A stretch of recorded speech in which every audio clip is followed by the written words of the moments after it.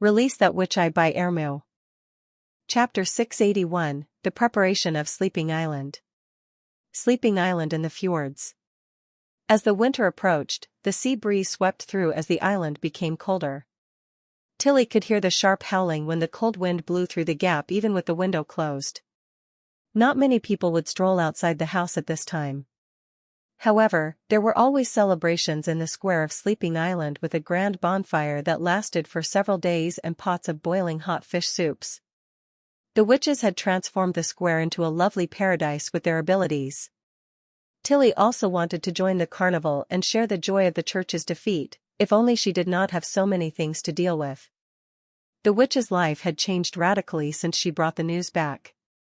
It was not the change of their living conditions, but they had become mentally different. Everyone seemed to have their burdens lifted off their shoulders with more vivid eyes, while they had clearly looked and spoke more freely and comfortably. They finally did not have to live in fear and worry anymore. The stress that had been pressing on them had finally broken down and the densely gathered clouds disappeared. Their enthusiasms could not be dispersed even by the howling cold wind. This is probably the liberation Roland mentioned, Tilly thought. This was when Camilla Derry, the chief butler of Sleeping Island, came into the house after knocking. "Your Highness, I've completed the preliminary statistic for the witches who are willing to go to the Western region," she said while sitting cross-legged opposite of Tilly, and she put a list down on the low table, "and almost half of them have signed up to help the Western region." "Really? It's better than I expected. You've done a good job." Tilly smiled and nodded while picking up the list to take a detailed look. Regarding the relocation to the Western region, Princess Tilly had told the witches that they could go to support the construction of the city of Neverwinter in order to withstand a greater catastrophe, which was the Battle of Divine Will. In order to make sure everyone voluntarily made their choices, Tilly did not hide the facts about the witches' empires, the Union, and the Demon. She had told everyone that the church was only part of the Union and that the real enemy of the human beings was the demons instead. They had no mercy or pity, so helping the Western region was also helping themselves. Of course, she also made it clear that they could live a peaceful life on the island, if they did not want to leave. She had initially thought that many sisters would decide to stay on Sleeping Island as they might be intimidated by the new enemies, or they had become fed up of dealing with the common people, or they had doubt about the uncertain future. However, the statistical results showed that nearly half of them had decided to help. The demons that they had never seen were far less scary than the church, and the witches' wish for the broader outside world had not extinguished. They're interested in Prince Roland, who defeated the Pope, and wanted to see how the Lord who eradicated the witch's enemy looks like. Camilla helplessly sighed. And, most importantly, your elder brother also gained a lot of extra points for himself with this identity, and they had transferred the same trust they have in you to him. You seem worried. Of course, he's a noble and a common person after all. He's fundamentally different from us. And, to be honest, blood sometimes can be a hurdle to the benefit. The chief butler frowned and said, "Your Highness, I'm neither questioning your decision nor saying that your brother is a hypocrite, but what if? I mean, what if what he seeks is in contrary to the interests of the witches, and kill us like the other nobles? I understand your concern. This decision was made after my repeated consideration." Tilly put down the list and held Camilla's hand. "The witches may be different from the common people, but we all have the common goal under the threat of Battle of Divine Will, which is to stay alive. Why not we take this opportunity to integrate into the world while forming an integral community of interests with the common people rather than completely dodging it? As our abilities go deeper into all sectors, Roland can't leave the witch's power even if he regrets and wants to cancel the agreement with Sleeping Island. However, will he let go of his control on us?" Based on what happened in the past 6 months, Roland did not seem to impose any additional restrictions on the witches. Otherwise, the witch union in the Western region would not be supporting him without holding back. Tilly smiled. "And, I believe in my instincts more than these general principles." "Instinct?" "Yeah. I don't think he'll do that," she slowly said while tapping the table. Camilla hesitated and finally laughed as if she was surrendering. "Thinking about it now, your instincts are never wrong since I knew you. It'll be the same this time." Tilly smiled. I understand, Your Highness. I'll finish the preparatory work for the witch's relocation as soon as possible, the chief butler said with a hand covering her chest. Thank you. Princess Tilly was clear that Camilla, who was born as a noble, had lost her confidence to the noble as she had seen them stop at nothing to get powers and interests. However, she did not know that Tilly could feel that Roland was obviously not simply a traditional noble through her deeper contact developed with Roland. Roland treated everyone differently, not only the witches as compared to the noble. She called him brother, not because of the relationship between her and the previous Prince Roland, but she simply liked this kind of barrier-free and unbiased relationship. When she talked to Roland, she could always feel relaxed and comfortable, which she had not felt for a long time. She believed that the other witches also felt the same. Oh yeah, I recently heard some bad rumors. Camilla changed the subject. What's the rumor? It's about the news you brought back. Some of them think that they should also imitate the Union and create an organization with witches as the superiors to regain the glory of their ancestors, since the witches had once created a huge empire that rules all the common people. The source? Tilly lifted her eyebrows and said, Is it the witches from the Bloodfang Association? No, they believe in loyalty to the strong. The western region could defeat the seemingly invincible enemies, and Iffy, Soft Feathers, and Nightfall further confirmed them in this belief. The combat witches were the first to register to go to the city of Neverwinter. Camilla shook her head. I've surveyed, and the source should be some other witch organization. The witches in Sleeping Island were a large aggregation which was similar to the Witch Cooperation Association in Seawindshire. There were a few scattered groups other than the Bloodfang Association. These groups were generally built to evade the church's arrests and to help each other before Tilly's appeal. However, they did not have the power of Bloodfang Association, and they had rarely gossiped about her policies. I understand. She nodded. Do we need to talk to their leader? No, let them be, Tilly said, and they'll naturally understand that the Union has become history when they reach the western region. And a completely new path is waiting for us. Chapter 682, A Never Lonely Road. After Camilla Derry left, Ashes stepped out of the study. She sat on her knees on the rug, hands stretching out to Tilly, and said, Come here. I'm fine. Don't pretend to be okay. There are no other people. Ashes interrupted her. Tilly twitched her lips and finally moved her body. She thrust herself into Ash's chest, back facing her. Hearing the strong heartbeats of Ashes coming through her clothes like rhythmical drumbeats, Tilly felt calm and reassured. Thank you, Tilly said softly. Don't push yourself too hard. If we make a wrong decision, the worst scenario is that we go back to the Sleeping Island.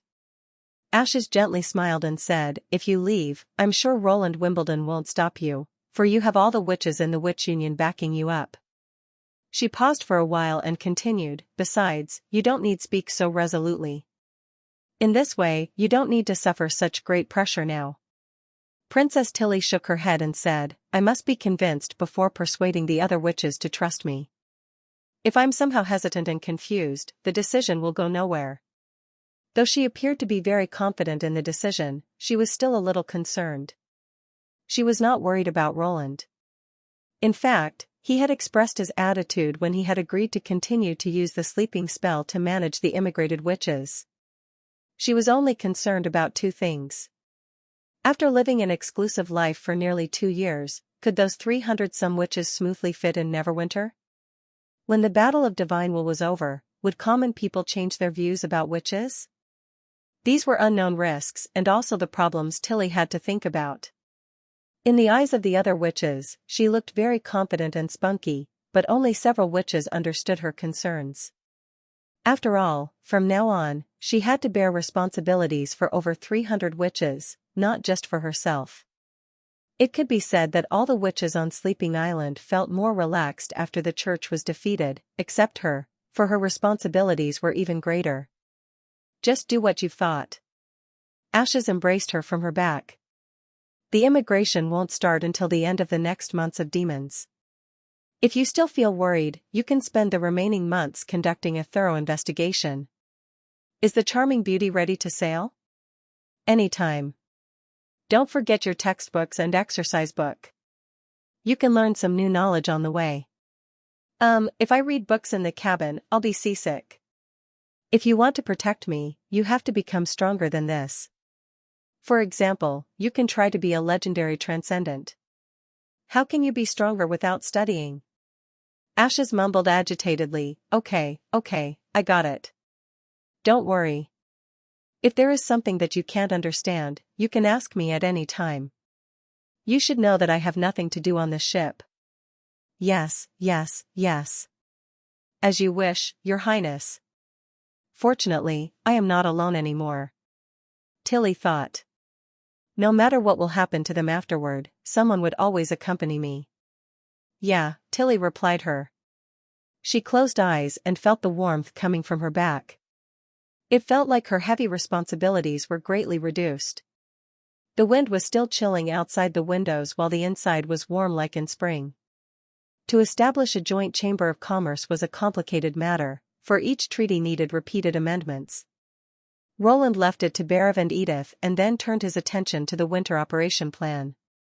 Undoubtedly, months of demons of this year came much later than that of last year.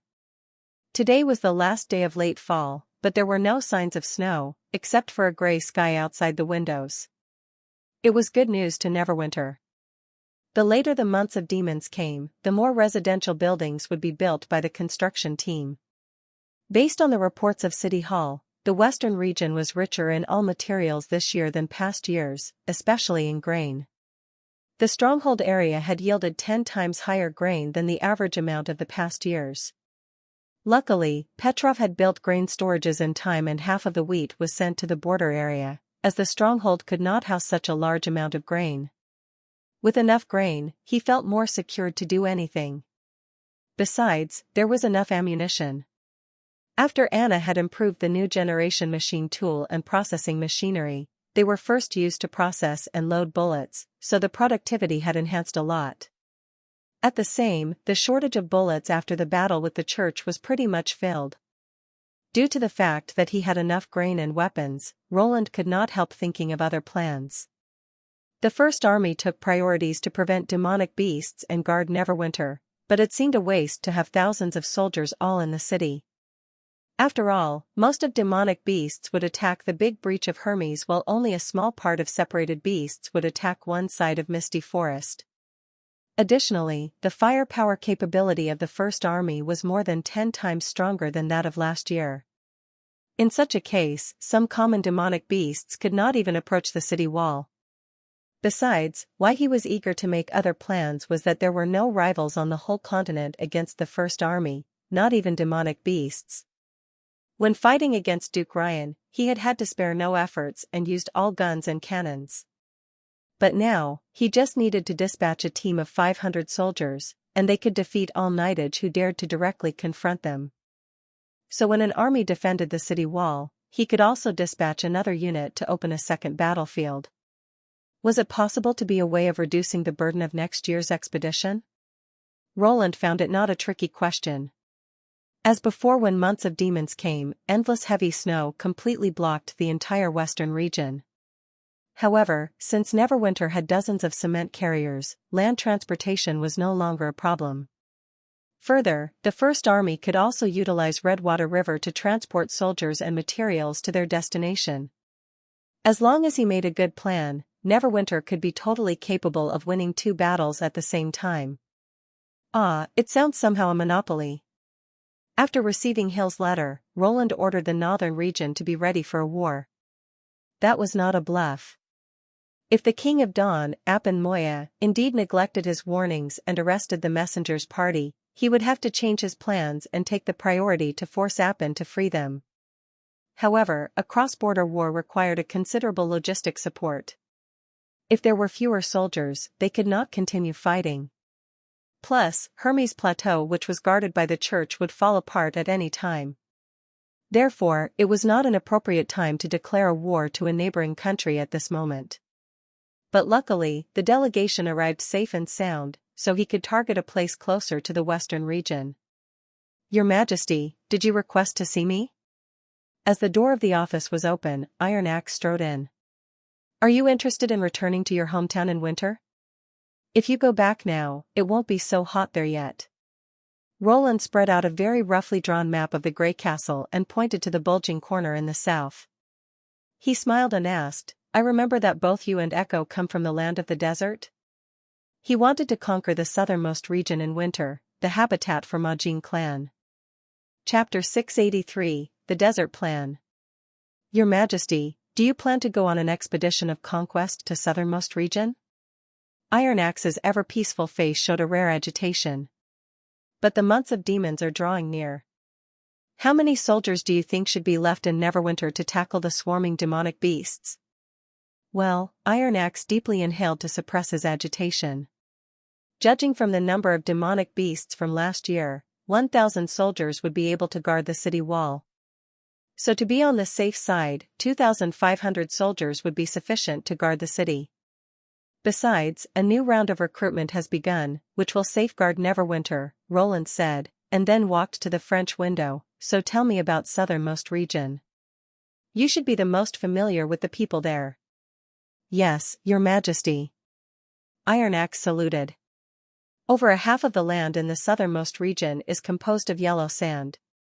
Oases are scattered along the western side of the desert along Silver Stream. Over 90% of the Majins live amongst those oases. There's a city built on top of the biggest oasis, which is also the only city in southernmost region, Iron Sand City. So Silver Stream is a river? It could be counted as half a river. Iron Axe explained. Most of it is buried underground, just like an underworld Styx's river. The parts that appear above the ground have formed oases. For this reason, the Majins also call it the River of Life. Roland turned around, asking curiously, where did it come from? Judging from the map, there were no high mountains or lakes near it. It originates from the sea, so it's a gift of the sea god. Iron Axe walked to the desk and pointed at the juncture of the west of southernmost region and a piece of green land. There's a huge limestone cave located here where the sea water constantly flows backward into. One could feel the trembling underneath the feet when standing on the ground. Do you mean Silver Stream originates from the sea? But it has bred oases. Since it breeds oases, it means Silver Stream is freshwater. Seawater contains too much salt, which makes it unsuitable for irrigation or drinking. So what Iron Axe said did not make sense. Mother Earth absorbed the salt in the seawater.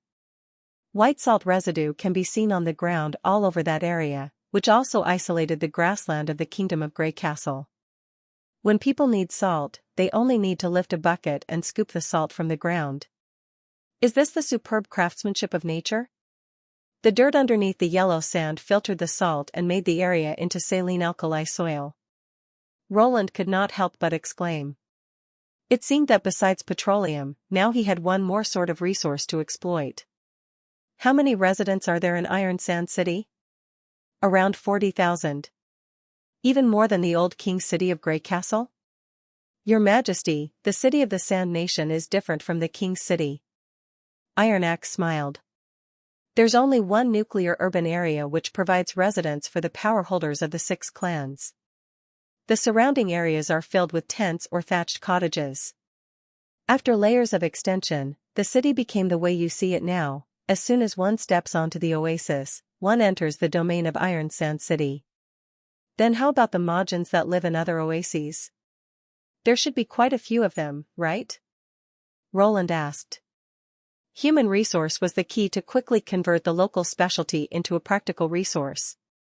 But it was unlikely that he would send a lot of people from the city of Neverwinter to mine petroleum, so he had to rely on the locals to work for him. The commander-in-chief nodded. There are no statistics about it, but I think there are at least 100,000 residents. Then I could build several mining stations and one pipeline, which should be enough. The next problem would be deciding how to control the residents. Well, last time you mentioned the Holy Duel. What was it about? How did the Majins determine the right to rule? Iron Axe gave a very detailed reply to those questions. It took almost half an hour before Roland finally understood the Sand Nation's ruling structure and succession. Putting aside the promotions within the clans, strength was the only thing that was considered trustworthy to those aliens who upheld force. The ruling parties in Iron Sand City were usually constituted by 6 clans who did not get their powers by inheriting but by fighting with strength. But in order to avoid the clans from losing too many of their own whilst pursuing power, which would consequently weaken their combined strength in the face of external danger, picking a few representatives to duel became their best choice. Over time, this rule was universally acknowledged over the Sand Nation and was bestowed with a sacred meaning. The big clans which were stationed in Iron Sand City and the newly born small clans that lived in oases all respected the result of the holy duels. Anyone who tarnished the duels would be condemned by all the civilians of Sand Nation. Do you mean the prime rulers of the Majins are the leaders of each clan? Roland asked in confusion. Don't you have a figure like the chief? The chief? I mean a leader who rules all the clans, someone like the king of the Kingdom of Grey Castle. Well, Iron Axe hesitated. Among the clans, they used to say that there were 2 ways that the Sand Nation civilians would obey willingly. One was to get the acknowledgement and blessing of the 3 gods. The other was to open up the unmeasured vastness of oases for the nation to eliminate the overwhelming sandstorm, so as to remove the threats of thirst and death for the Sand Nation. The acknowledgement of the 3 gods. How does that work? Roland asked, frowning. In the Land of Fire, one is supposed to offer the sacrifices to the 3 gods who were the giant scorpion with armor that governs the earth, the unicorn sea beast that dominates southernmost cape, and the 4-winged eagle that rules the sky. Iron Axe stopped for a while.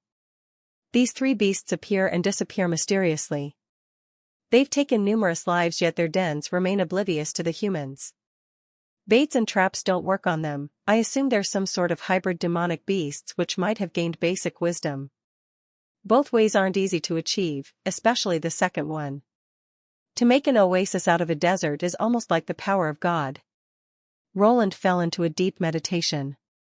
By making Echo the chief again as revenge for being framed 5 years ago won't help much with my integration of the entire southernmost region. Although the 6 clans have different social status, they don't have a direct affiliation, not to mention those Sand Nation civilians scattered in the oases. I have to find a way to make myself the Grand Chief of the Majin clan. Besides, I should also consider the way of the Holy Duel. The First Army probably could defeat the guards of Iron Sand City like smashing rotten wood, but to make the Sand Nation civilians submit to me willingly isn't that easy. The most suitable way to annex would be by following the rules made by the Majin clan itself. Can an outsider be invited to attend the duel? That's not a problem, Iron Axe replied with affirmation. I'm a mixed blood, but I could also attend a duel representing the Osha clan. As a matter of fact, brave gladiators are usually well liked by the big clans. This is also the only hope for the small clans to have a chance at climbing the ranks. If there are 3 or 4 brave warriors among their descendants, they have a better chance to get a good rank during the holy duels. Is that so? Roland said with a smile. That makes it easier. Chapter 684, The First Winter Snow.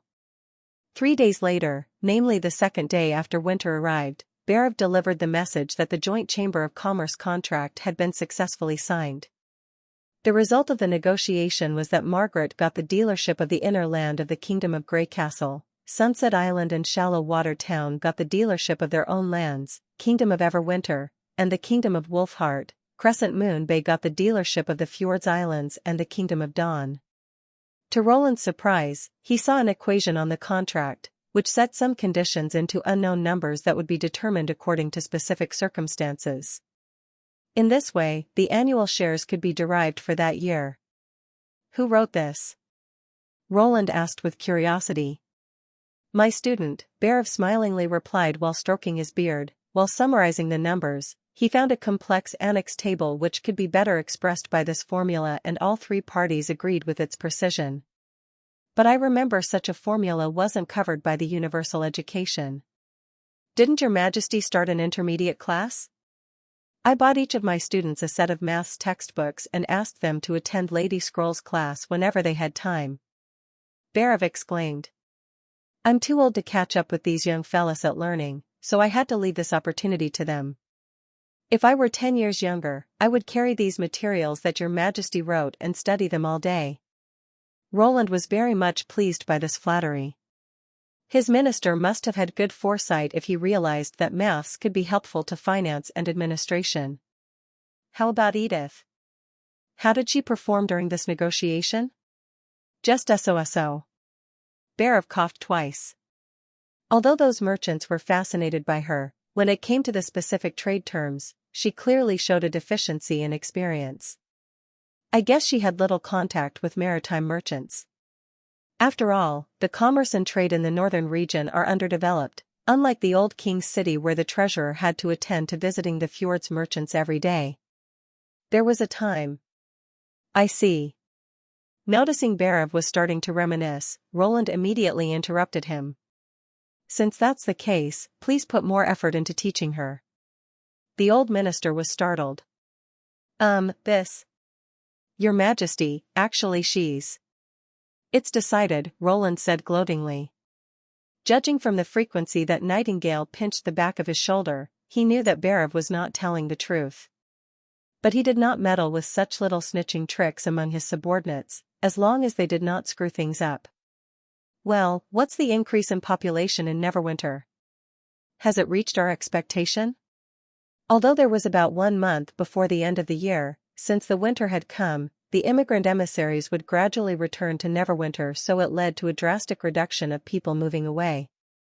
The current figure would already determine whether the goal of population increase had been realized.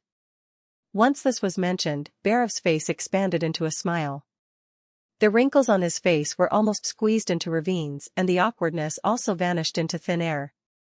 Your Majesty, City Hall has made a calculation. The subjects that immigrated from other places exceeded 80,000, with 50% of them coming voluntarily. If we include the natives of the border area and the Longsong area, the population in Neverwinter has now reached 110,000. Oh? Roland was elated. 50% of them came voluntarily? Most of them were from the center area of the kingdom and the eastern region. It was not obvious in spring and summer, but in autumn this percentage began to increase. At this rate, those rebels who support Timothy will become anxious next year. This must have been a result of Theo spreading the message of the church's defeat in the eastern region, but yet Roland had hoped that those nobles would resist longer. He was looking for an excuse to eradicate them altogether so as to give the eastern region's subjects a stable and orderly new kingdom. Have you made preparations for winter? Yes, City Hall completed preparations 2 months ago, Barav replied with complete confidence. The Ministry of Construction had entrusted Miss Lotus to build a batch of cave dwellings between the impassable mountain range and Redwater River, in replacement of the air-leak shanties. We've also hoarded a large volume of charcoal to ensure every civilian gets 1 basket. After Roland's repeated emphasis, City Hall had finally gotten used to the slogan of "No one freezes or starves to death" as their administrative goal and implementing it to every policy.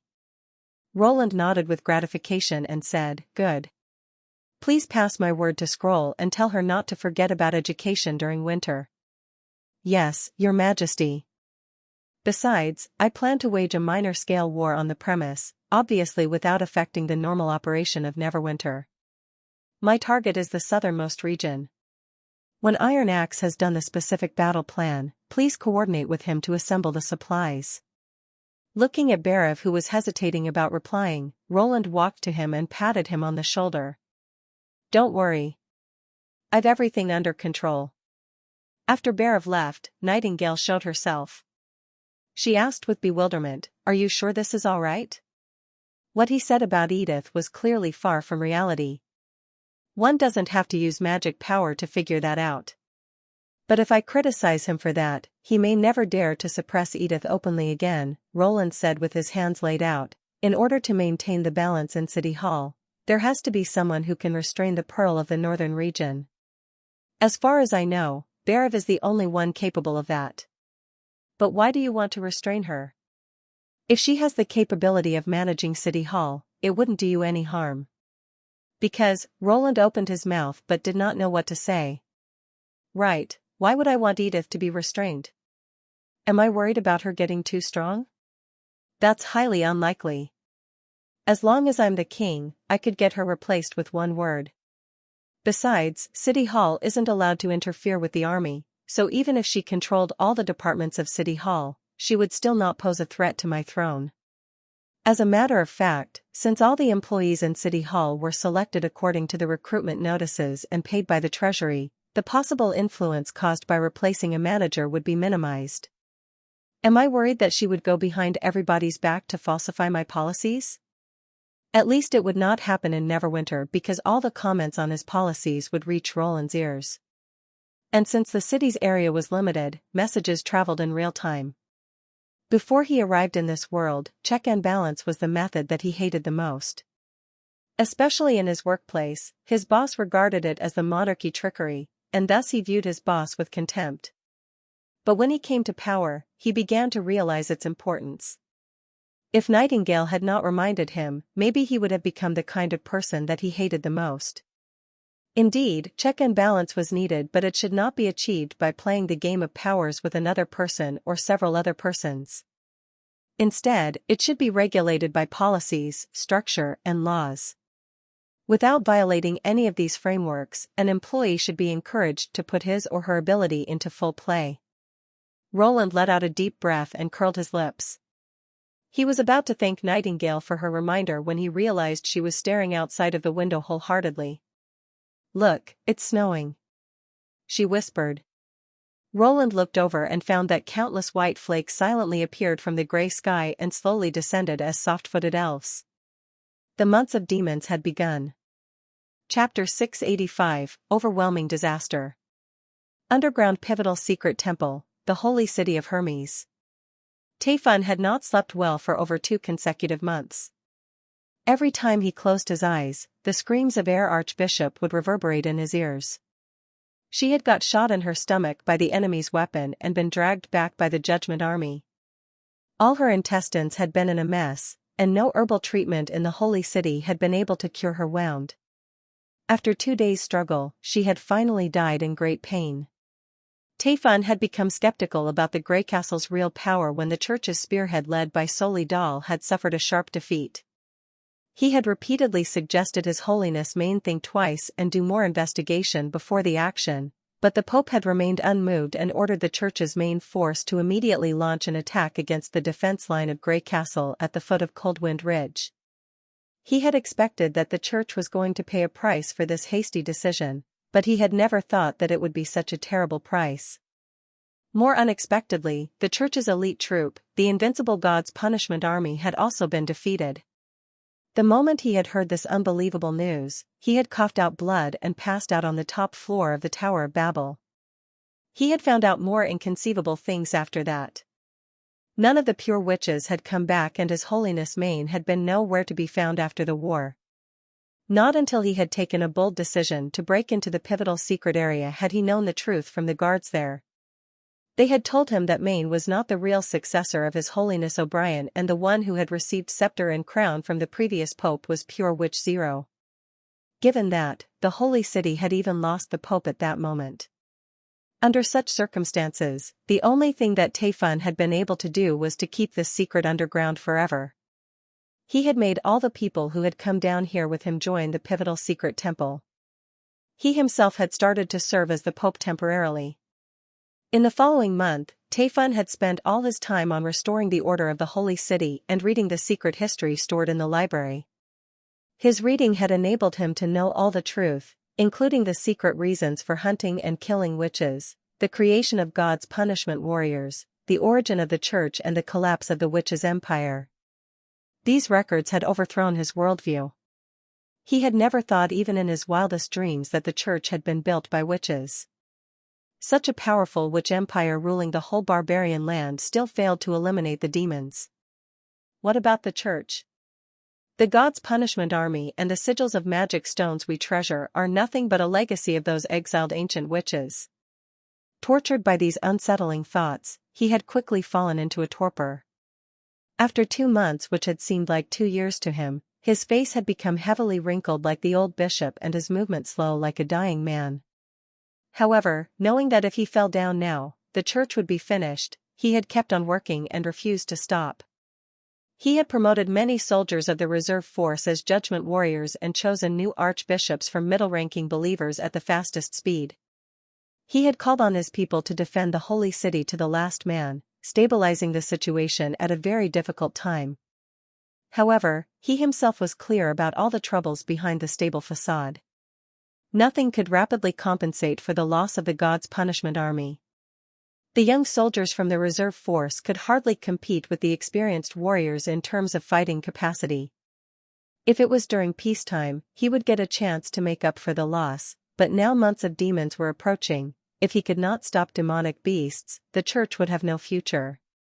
To survive the coming months of demons, he planned to assemble all the nobles' troops in Wolfheart and in Everwinter to defend the holy city in the same way the four kingdoms had jointly defended on the Hermes defense line before.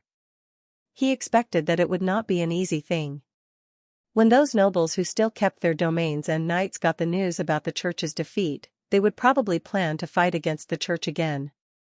Given that, after most of the Grey Castle's army left the northern region, he sent out the remaining God's punishment army of over 100 soldiers in the holy city to the kingdoms with the emissary delegations as a means of forcing the nobles to obey his orders. After those God's punishment warriors left, both the old and new holy city's defense was weak as never before. Now, Tayfun had no choice but to pray that the emissary delegations would bring Hermes reinforcements before demonic beasts started to attack. He rubbed his sore eyes and closed the ancient book about the incarnation ceremony of God's punishment warriors. When he was about to make himself some coltsfoot tea to relieve his headache, he heard an outburst of fighting sounds. Trembling with shock, he dropped his teacup and smashed it into the ground. How come invaders could get here?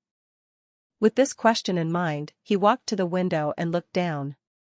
In the dim light of the prism of magic stone, he saw a crowd of people continue to move toward Pivotal Secret Temple. They were incredibly fast and killed every guard who came up to stop them with only one strike. The guards' armor seemed completely useless in protecting them from the invaders' blades. Soon, the grayish-white steps were covered with blood and the invaders arrived at the gate of the temple in the blink of an eye. At this moment, he heard a loud bang on the door. A Praetorian guard rushed in and said to him, "Your Eminence, Pivotal Secret Temple is under attack.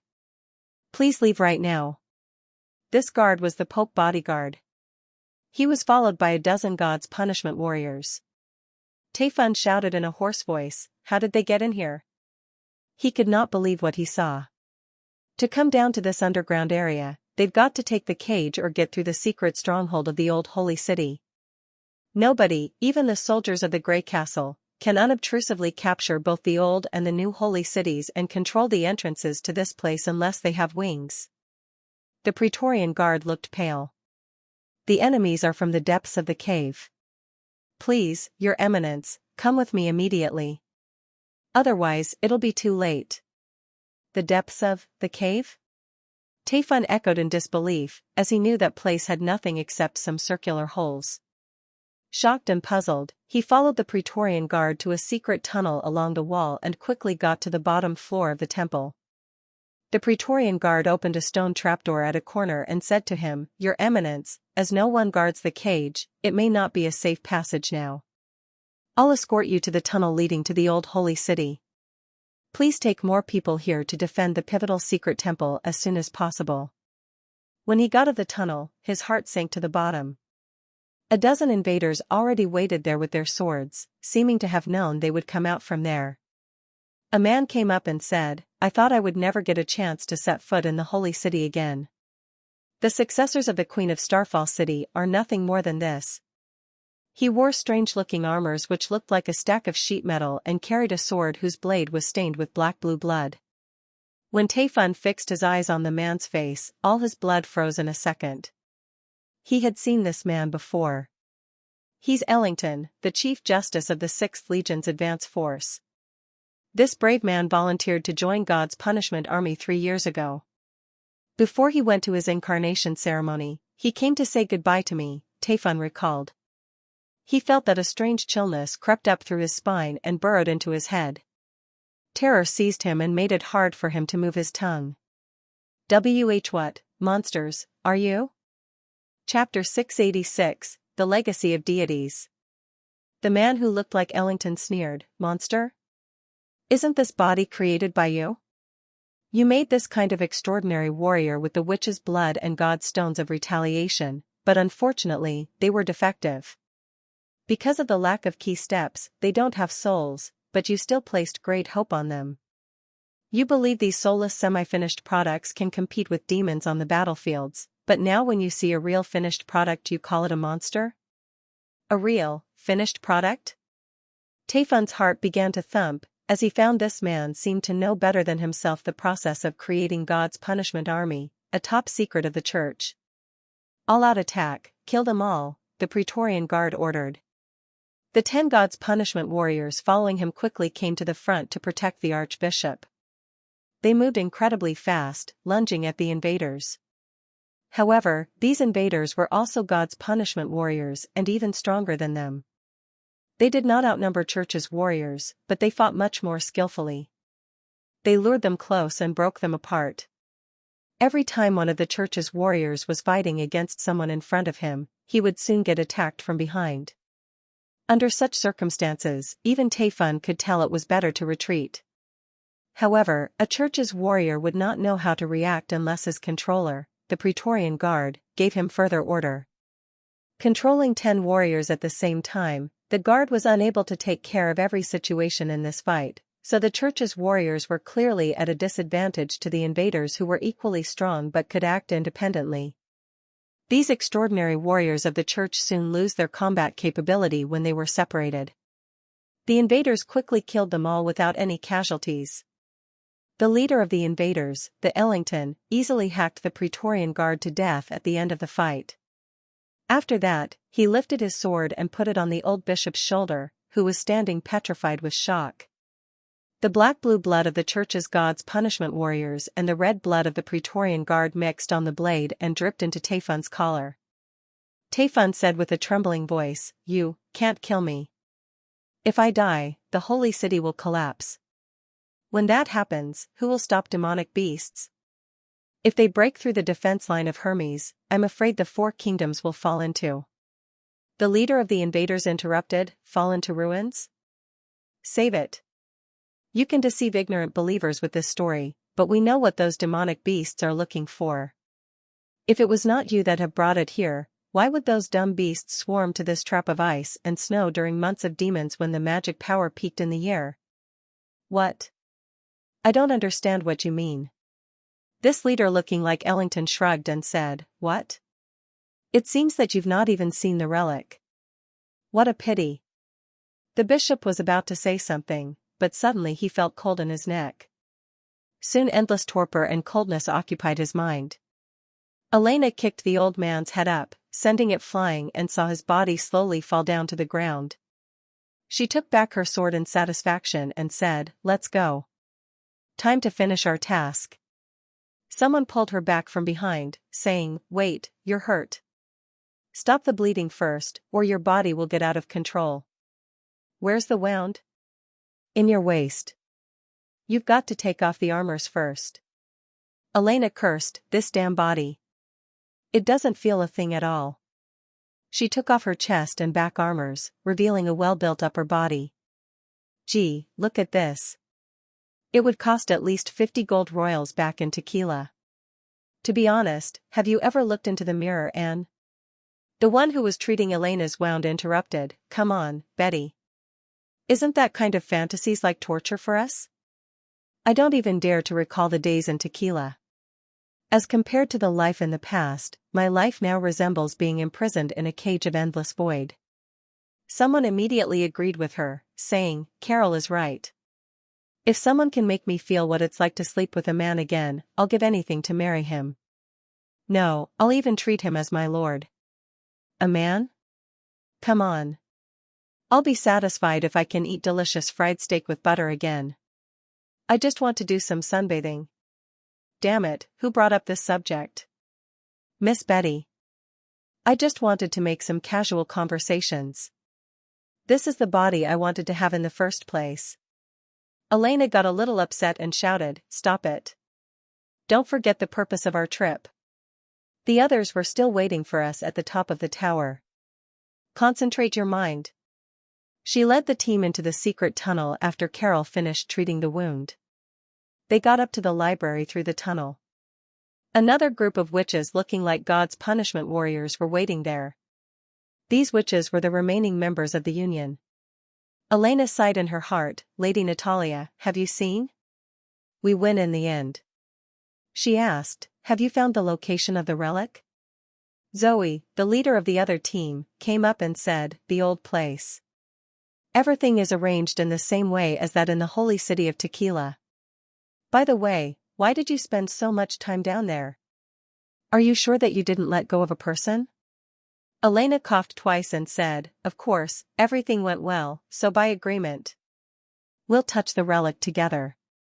She nodded, saying, that's it. Let's get started. This relic, the deity's legacy, was the origin of battles of divine will and the top secret of the Union. In fact, before the collapse of the witches' empire, none of them had known about it. When the old order had disintegrated and they had hidden underground, all the survivors like them had finally heard it from the three chiefs. From then on, they had become equals and formed a classless group searching for the way of defeating demons, as they had been clear that each and every survivor of the Union would have been equally important in this process. Thinking that she was going to touch an object created by deities, Elena felt her heart was beating faster. However, she knew it was just an illusion, as she could feel nothing in this body. Following Zoe, she walked through a trapdoor behind a bookshelf and got up to the top of the library.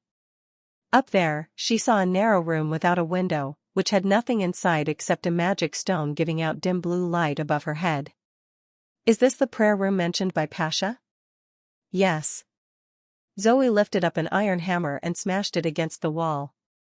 With a dull thud, it left only a small white spot on the wall. It doesn't seem to be here, she said and chose another position to hammer. After several attempts, the wall area opposite to the entrance cracked. Find it. Come here to help me, Zoe said. Elena drew out her long sword and came up. They struck at the wall together and soon opened a gap which was half their height. Looking at the gap, they found that the broken wall was almost as thick as half an arm's length and both sides of the wall were brushed with a thick layer of mortar. Given that, they could never find this section of hollow wall simply by knocking at the walls and listening to the knocking sound. Looking through the gap, they found an even smaller secret chamber instead of another passage leading to the underground. In this chamber, Elena saw the relic of deities. Chapter 687, The Secret of the Relic. The relic was a piece of transparent carmine crystal. Similar to the magic core in the maze ruins, it was also a spindle apparatus, but it was much smaller, only half a man's height. When Elena stepped into the chamber, however, it looked different. Its smooth spherical surface changed into a sharp right angle. From above, it seemed to be a quarter a sphere. It stayed afloat by itself in the air as the magic core did, which proved it was uncommon. Is this the thing that determines the fate of the mankind? Elena thought. She was filled with doubts and at the same time felt a little irritated about the deities. According to Pasha, no one knew how it had appeared in this world, but the moment it had come, it had been bound to the fate of human beings. If the mankind loses it, all people including witches and the common people would die in an instant. In order to protect the relic, countless people had fought bloody battles against demons and died on the battlefield. Seeing the suffering of the mankind, deities, however, had never given people any instruction. They just kept watching what was happening in silence, waiting for the ultimate winner. Elena felt disgusted at this game. At this moment, Zoe asked her, "Are you ready? Remember what Pasha said to us? Control our minds and never try to connect with the deities when moving the relic." Elena replied with a nod, "Don't worry. I remember. I'll count to 3 and then we'll move it together?" Zoe gestured a yes. 1, 2, 3. They lifted the relic while moving outward. It could float in the air, but was not as light as a feather. With a strong body of a god's punishment warrior, Elena still felt it very heavy on her arm when she lifted it. It was exhausting. If Pasha had never told her the truth about this feeling, she would have been thinking that it's her senses long time forgotten coming back to her after hundreds of years. This sense of fatigue was mental. The relic attempted to connect with them. Elena shook her head, trying to banish those thoughts, but suddenly she remembered that she should not empty her mind. Given that, she thought she had better think about something during this process. What should I think now? A man, or tasty food, or a soft bed? A voice got into her mind all of a sudden. What you want is feelings, comfort, happiness, pains, coldness, hotness, and so on. I can give them to you. Relax and look at me. What to look at? No, no. Elena's eyes widened in surprise. Who's talking? Is it the relic? She turned to look at Zoe and found her eyes dull. Now she seemed like an empty shell without a soul. Damn it, what's going on? Pasha didn't tell us that something like this would happen. Elena thought anxiously. The voice in her head started again. Don't worry, she just follows her own heart and integrates into me. Let her out. I can't. You must come in to take her out. The voice in her head started to change, from a raucous sound to a soft female voice. For a moment, she could not tell whether she was communicating with the relic or with herself. Get in to take her out? At this moment, Pasha's warning flashed across her mind. Never try to connect with the deities. But she could not just stand by seeing Zoe lose her mind. A shell without a soul would die soon. Given that, she decided to pull Zoe out of the relic first. I just need to look at the relic, she wondered. She took a deep breath and then looked at the carmine crystal. She saw it distorting, and then darkness possessed her. When she started to see things again, she found she was in a totally different world. It was an incredibly lofty and spacious hall. Its dome was the scene of a starry sky with a bloody moon in it. She could see magic power flowing on the surface of the bloody moon like boiling lava, and then 4 giant paintings silently draped and surrounded her. The hall, the bloody moon and the paintings filled her with awe beyond description. She had only heard about this world from Pasha. This was the first time for her to witness such an unbelievable scene. Zoe! Where are you? She shouted. But no one answered. The paintings were the only things in the hall now. She forced herself to calm down and look at the paintings. Immediately after she cast a glance at them, she felt her back was covered with cold sweats, as she found they were looking back at her at the same time. In the first painting, she saw a demon wearing fine armor stood up from its throne. Its pupils were giving out dreadful red light, and it was moving toward her step by step. In the second painting, she saw a giant eye, in which there were many pupils arraying in a triangle shape in the eyeball. They opened at the same time like giant mouths that were going to devour people up. She could not help moving backward, but she still encouraged herself in silence, don't panic. They are just moving pictures. However, she lost her composure in just a few seconds. All of a sudden, 6 or 7 black tentacles which had small hands at the end poked out from those 2 paintings, trying to grab her. Too frightened to react, she was caught by them. Each group of tentacles tried their best to pull her into their own painting, not wanting to give her to the other group as if she were a rare trophy. Hung between the 2 paintings, she felt she was going to be torn apart. The unbearable pain made her scream. Wait. I feel the pain? At this moment, she was shocked to find her appearance had changed back to a witch again. So the last feeling I get before death is the pain of being torn apart. That's all right, at least, I won't die in an empty shell, in a God's punishment warrior's body.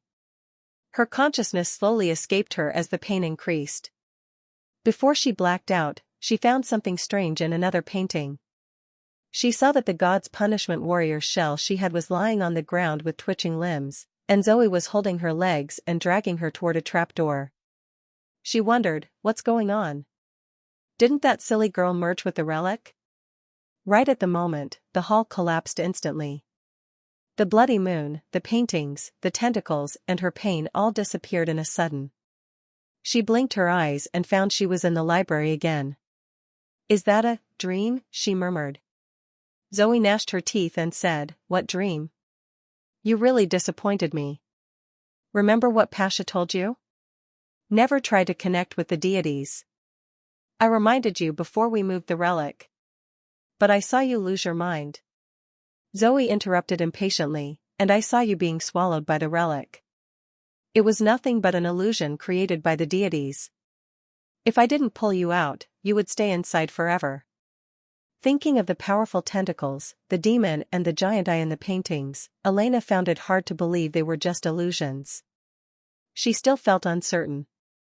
Since Pasha had never personally experienced the relic, it was reasonable that she had not reminded her of those illusions. However, based on what she had experienced just now in the relic, it was not an illusion at all, as the things in the painting had noticed her the moment she had glanced at them. Betty interrupted, "Sorry, I don't mean to butt in, but what should we do next?" Zoe glanced at Elena again and said, "Someone else need to come here to help me move the relic out. The prayer room has been broken in. We've got to put the relic into the God's stone box as soon as possible, otherwise, those demonic beasts will follow us to the underground caves." Chapter 688, Arrival at the Western Region.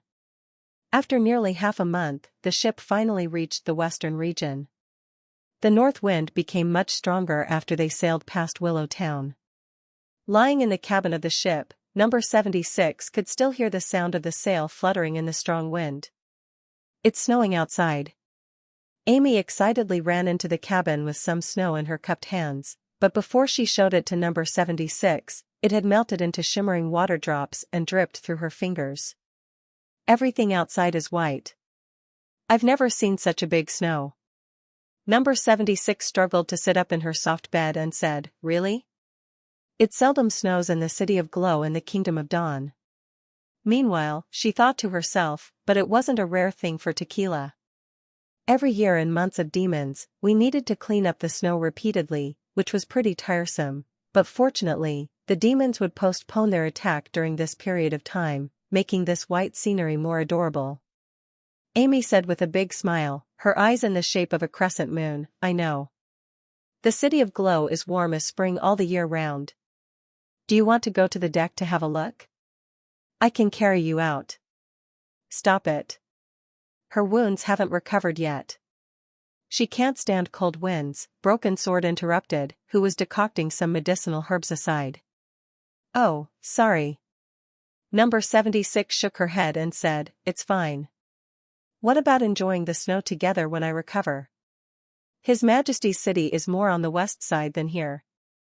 We are going to see more beautiful snow scenes there." Hearing this, the two witches by her bed looked sad, but Amy quickly dispelled her sadness and nodded to number 76 vigorously. "No problem. I promise." Number 76 was not surprised seeing them feel sad for her. As she had a God's punishment warrior's body, all the superficial wounds she got would heal in 3 or 4 days. In order to cover up her identity, she had smashed her own thigh bones and elbow to prevent this body from having a perfect recovery.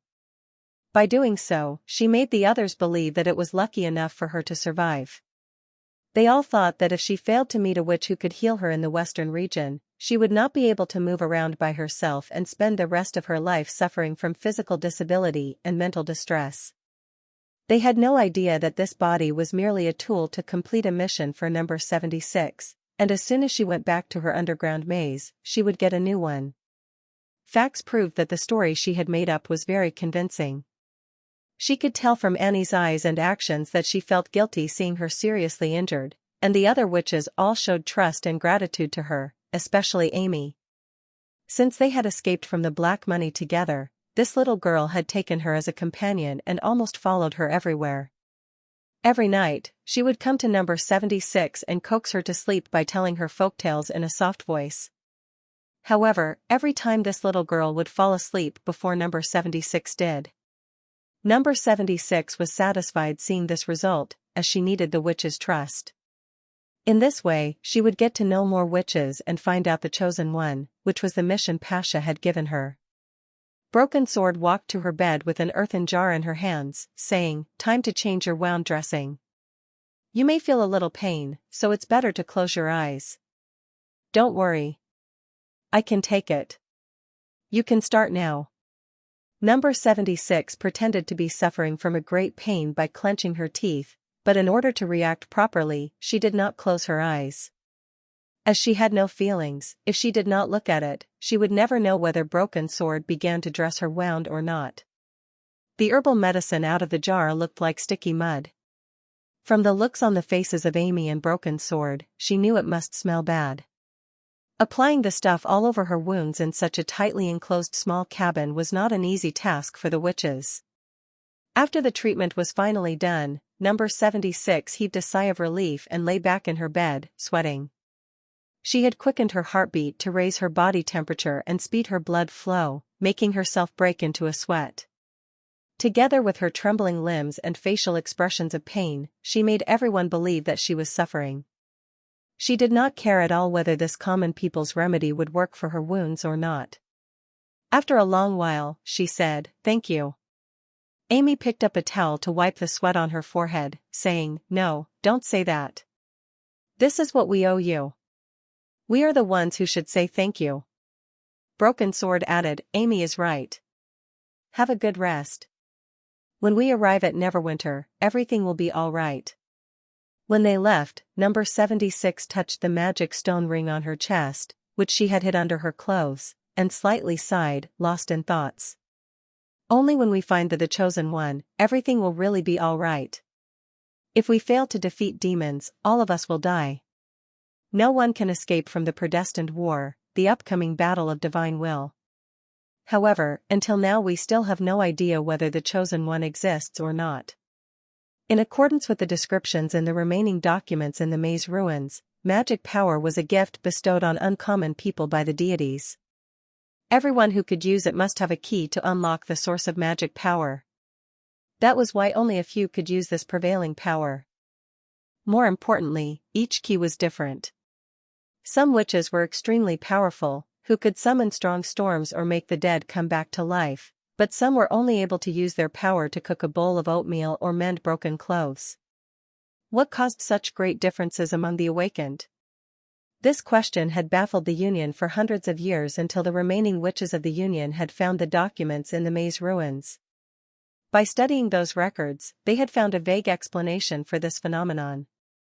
The differences in the witches' abilities and power were caused by the differences between their keys. A key had nothing to do with a witch's magic capacity but was closely related to the essence of the magic power. Every time a witch used her ability, she would turn part of the magic power into reality. As this was an extremely complicated process which could not be completed by the witch alone, the deities would also take part in it. However, as the deities had a preference for some witches, the keys varied in terms of how complex the processes were. Some were very simple, but some were exceptionally complicated. A key's complexity determined the upper limit of the amount of magic power a witch could use. Number 76 had not quite understood this explanation until Pasha had given her an example, the magic stones. A witch could use them to realize various magic effects without any change in her own magic cyclone. That meant the magic power used by different witches who had various abilities was actually the same thing. No matter she was an extraordinary or a senior witches, she used the same power. If that was the case, would it be possible that witches had a chance to prevail demons when there was an omniscient magic stone that could enable witches to realize any effect they wanted? A magic core worked just like this. It mimicked the workings of a magic cyclone, trying to ask for power from the deities directly. In some sense, it could be considered as an extremely powerful man-made magic stone, way stronger than the sigils, simple and crude toys as compared to a magic core, which could only increase a witch's power.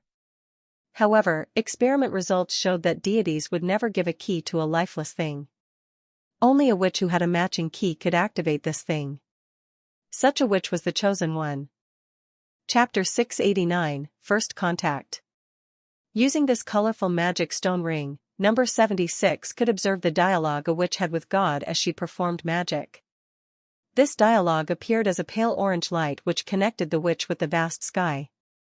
According to the documented records, demons and some hybrid demonic beasts could produce the same type of orange light. God did not show tender care for the world. Every time she thought about this, she became worried. When compared to the innumerable demons, the witches were not as powerful a nation. Their powers could not be inherited and also could not be cultivated. The only way of awakening a witch's power was luck. Moreover, their magic powers were weaker than that of the enemies.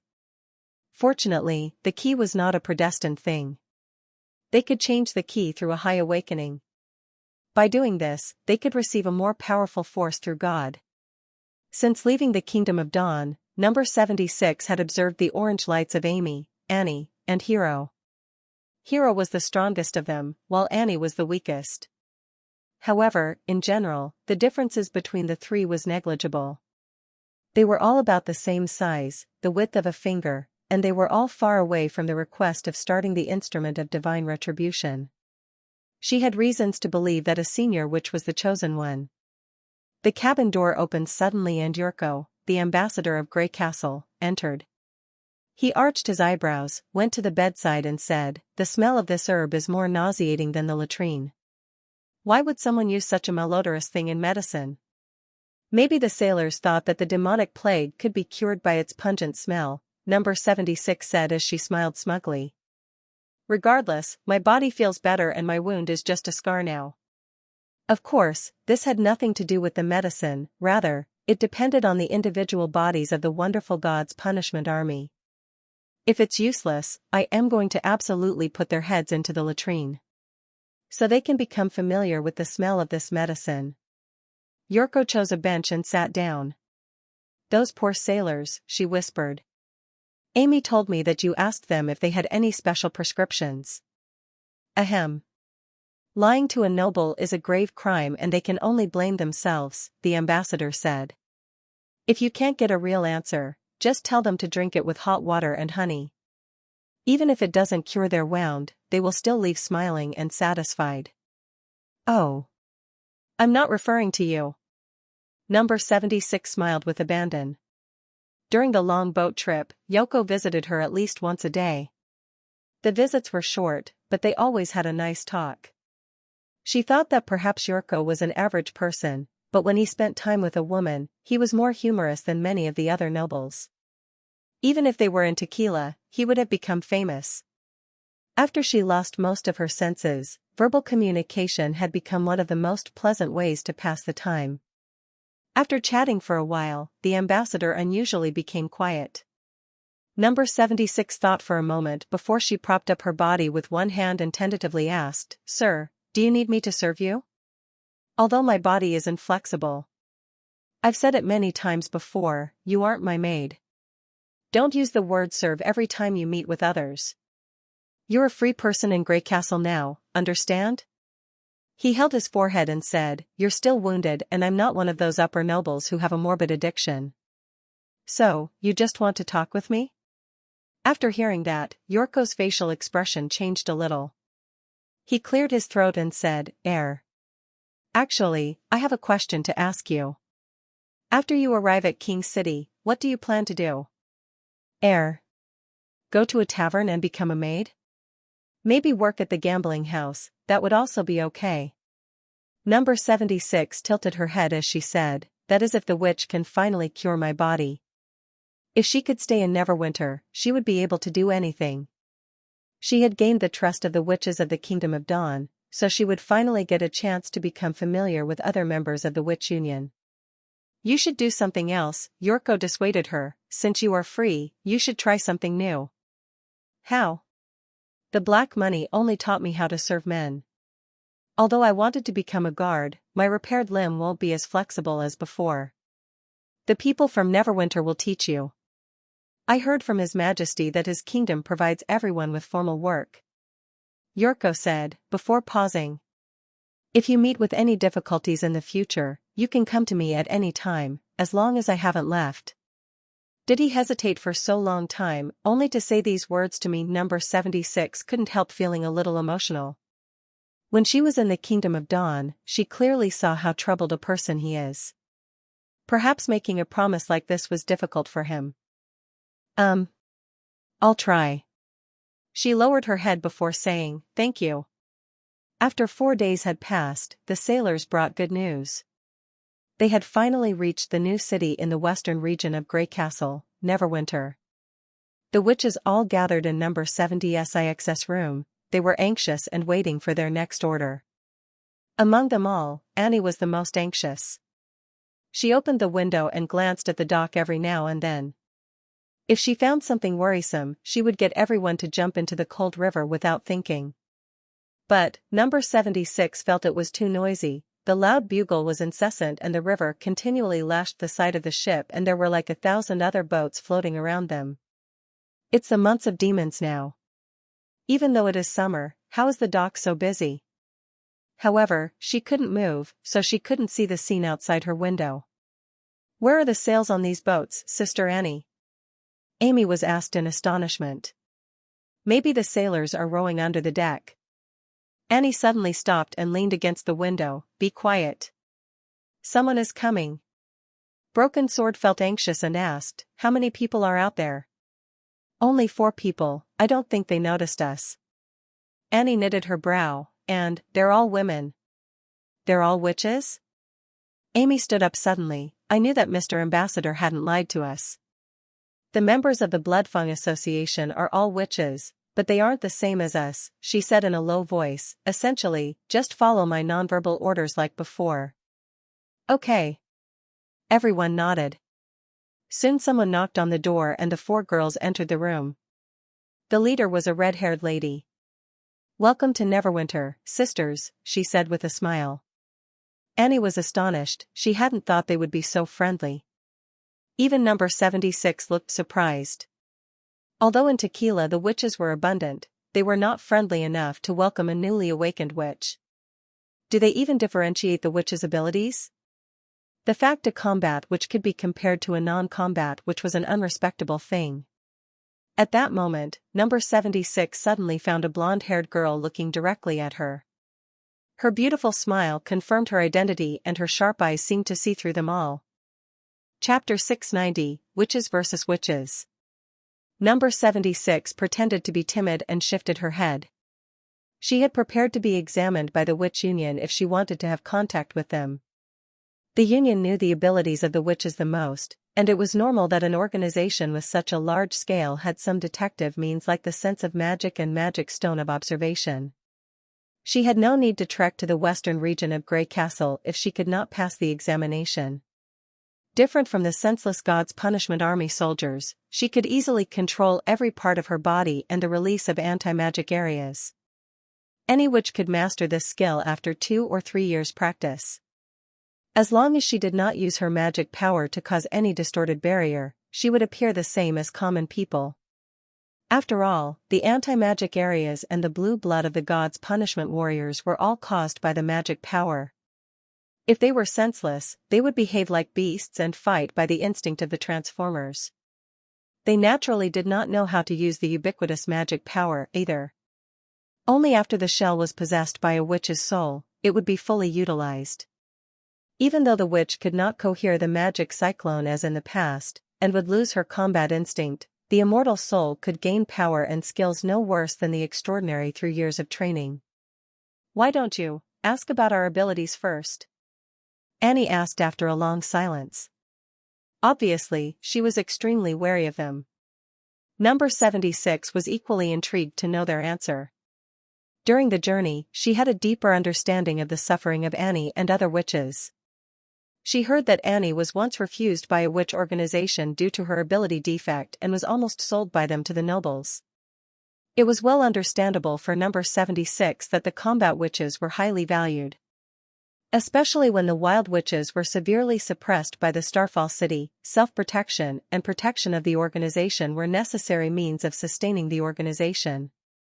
However, it also indicated that these witches just had a primary understanding of the magic power. The High Awakening could bring great changes to some non-combat witches after their promotion, and their seemingly useless abilities could experience transcendent transformation. Therefore, it was an extremely stupid choice for the Bloodfang Association to refuse the non-combat witches and even sell them to the nobles. But it was also too weird if they did not care about the abilities at all. It could be described as jumping from one extreme to another one. After all, High Awakening was always rare, and thousands of witches could not be promoted throughout their lives, not to mention that the combat witches also had the promotion opportunity. Therefore, in any case, the status of combat witches was always higher.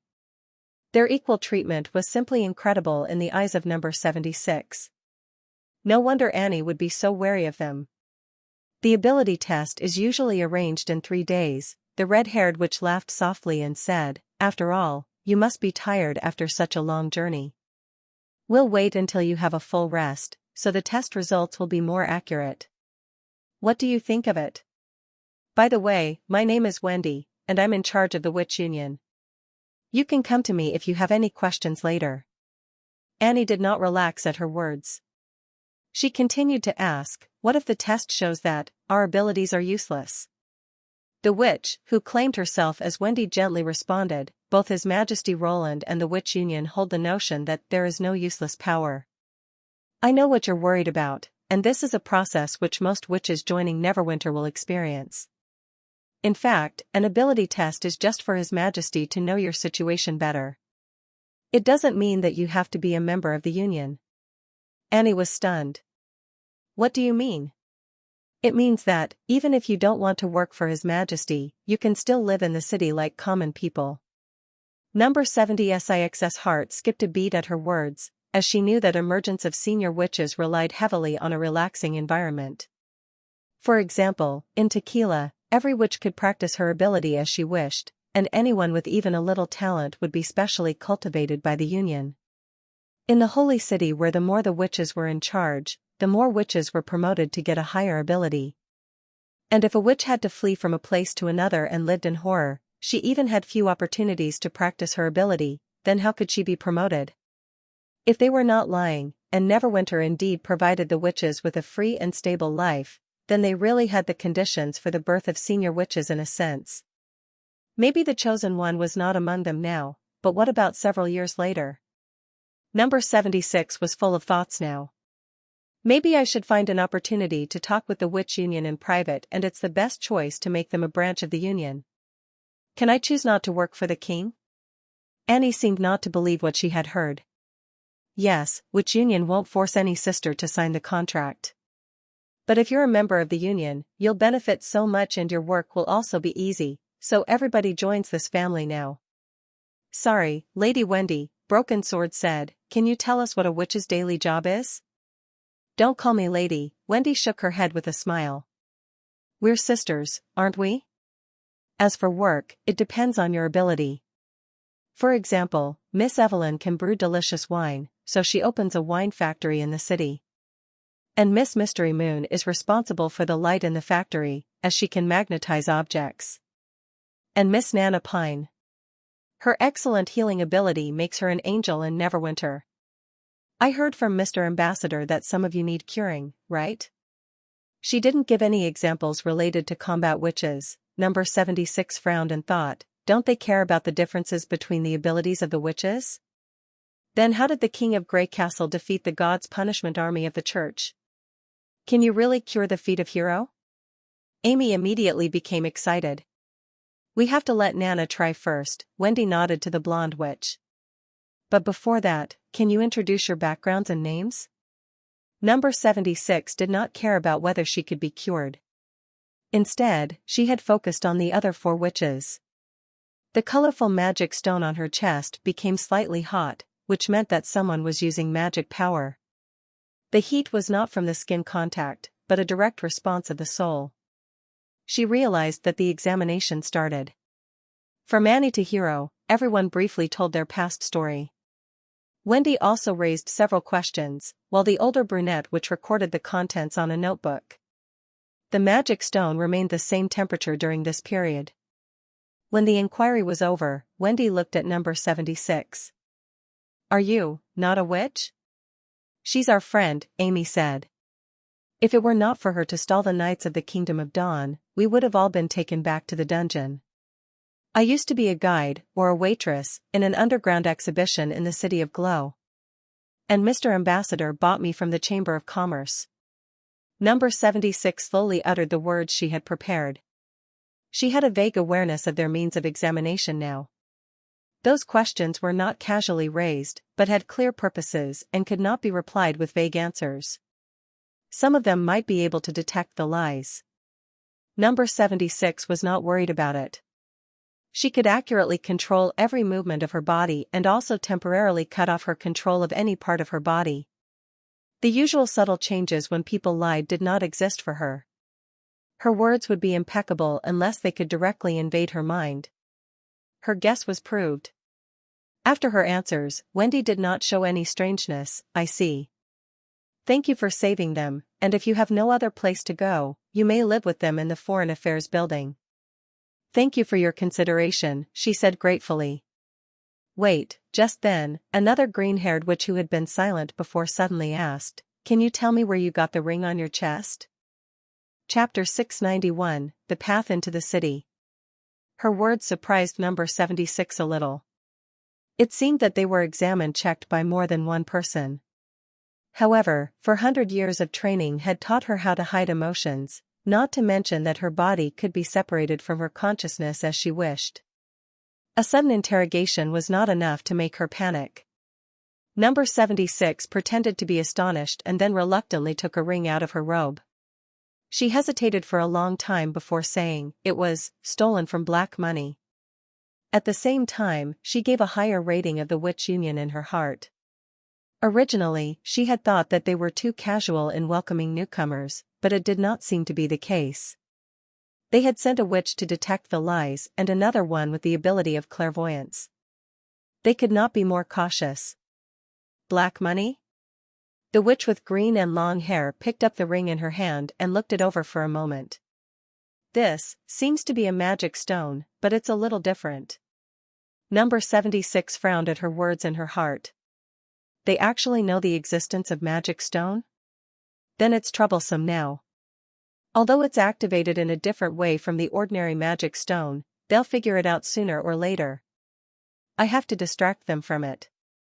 After all, I don't have a second stone. Black Money is the underground exhibition where I've ever worked. There were often auctions of things from ancient ruins. The boss often said that those things had unbelievable power and the more exotic, the more popular. In addition, they occasionally had auction. What? Wendy asked. Auction of witches, whispered number 76. Hearing these words, the four witches showed unmasked anger on their faces, and their concern over the ring became a bit less. Obviously selling witches as slaves was abhorrent to them, which also illustrated indirectly that the witch union in Grey Castle would never agree with the idea of the Starfall City. Number 76 didn't lie.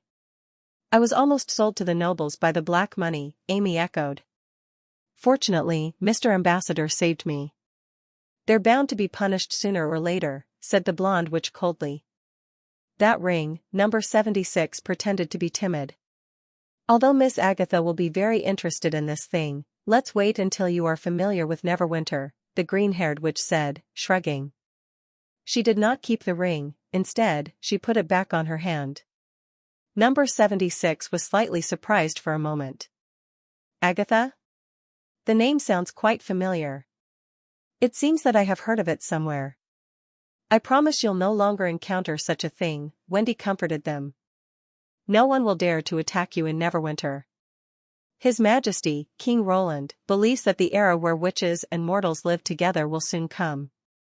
By that time, not only in the western region of Grey Castle but also in the whole kingdom, no one will regard us as the devil's minions. Will there be such a day? Said Broken Sword rather in disbelief. Of course, that is why we built the Witch Union, Wendy laughed. Anyway, let me take you to rest. Number 76 was slowly moved onto a stretcher and carried out of the cabin by the sailors. The moment she left the sailing ship, she finally saw the whole picture of the pier. Heavy snow flying in the air did not stop people working busily at the pier.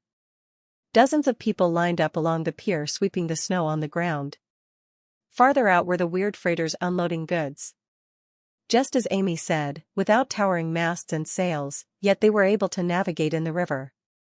Those boats seem to have no puddles. And are they made of stones? The witches lowered their voices and discussed with each other.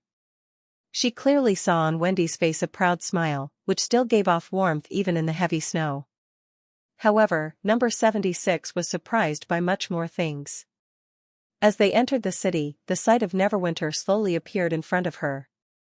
This new king's city bore little resemblance to the cities of common people she had ever seen or the holy city of the Union. Its broad, solid streets stood straight like black vertical lines. The falling snowflakes had no effect on road access, as the snow was orderly piled on both sides of the road, which looked like small white hills. The trees were neatly planted to beautify the scene, and their bald trunks were decorated with colorful ribbons. It was conceivable that there should be green trees in midsummer season, branches crisscrossing one another overhead to form a natural awning. Blocks of square-framed brick houses stood side by side with almost the same size. Except that, number 76 did not see any bungalows or shabby thatched cottages. It was already the months of demons, yet many people still walked in the heavy snow. Quite a few of them that were passing by would stop and greet the dark-haired witch with a nodding. Their expressions were sincere and enthusiastic, so they were obviously not compelled to do so. This was what she cared most about. For the first time, she was witnessing witches and common people getting along harmoniously with each other. Although she heard of a non-interference period between the witches and common people during the first battle of divine will, it was, after all, 800 or 900 years ago. And in this city, it seemed that they had taken a step further, as they were not separated but instead were living harmoniously together. His Majesty, King Roland, believes that the era when witches and mortals live together will soon come. She suddenly recalled Wendy's words. It was not a joke. In Neverwinter, they were on the threshold of it. During a month-long voyage, she had had some knowledge of Prince Roland of Grey Castle. He became a much-anticipated king from an obscure lord of Border Town. Besides the low-level battles with common people, he also defeated the church with numerous soldiers of the God's punishment army, which might prove his strength. Was it related to the view in front of her? If it were not for pretending to be wounded, number 76 would almost sit up to have a close look at the city. According to Pasha, they were bound to deal with the common people sooner or later. To defeat the demons, they had to temporarily conceal the past of the Union. After all, the strong enemy was approaching while they could not easily leave the maze ruins, therefore it would be not easy to solve the tricky problems left by the Starfall city. As long as the witches could survive, they would be able to reproduce the glory of Tequila one day. At this point, both Lady Alice and Lady Natalie hold the same view. After arriving at the Foreign Affairs building, number 76 and Hero were lifted back to bed and the other three witches, sitting by the fire, excitedly talked about what they saw and heard along the way. There was no doubt that in a short time, Neverwinter had left a deep impression on them. Before long, Wendy walked into the room with a little girl. This is Nana. She's able to heal wounds, no matter new or old. Even broken legs? Amy could not wait to go to the bed and opened the blanket which covered Hero. The little girl reached out her hands for a try and slowly shook her head, no. Unless you still have her broken legs. If the whole legs were lost, I can only join them with other legs, but I can't make her legs grow again. You mean, we have to find 2 new legs for her? Well, it's best to be newly cut, Nana replied earnestly.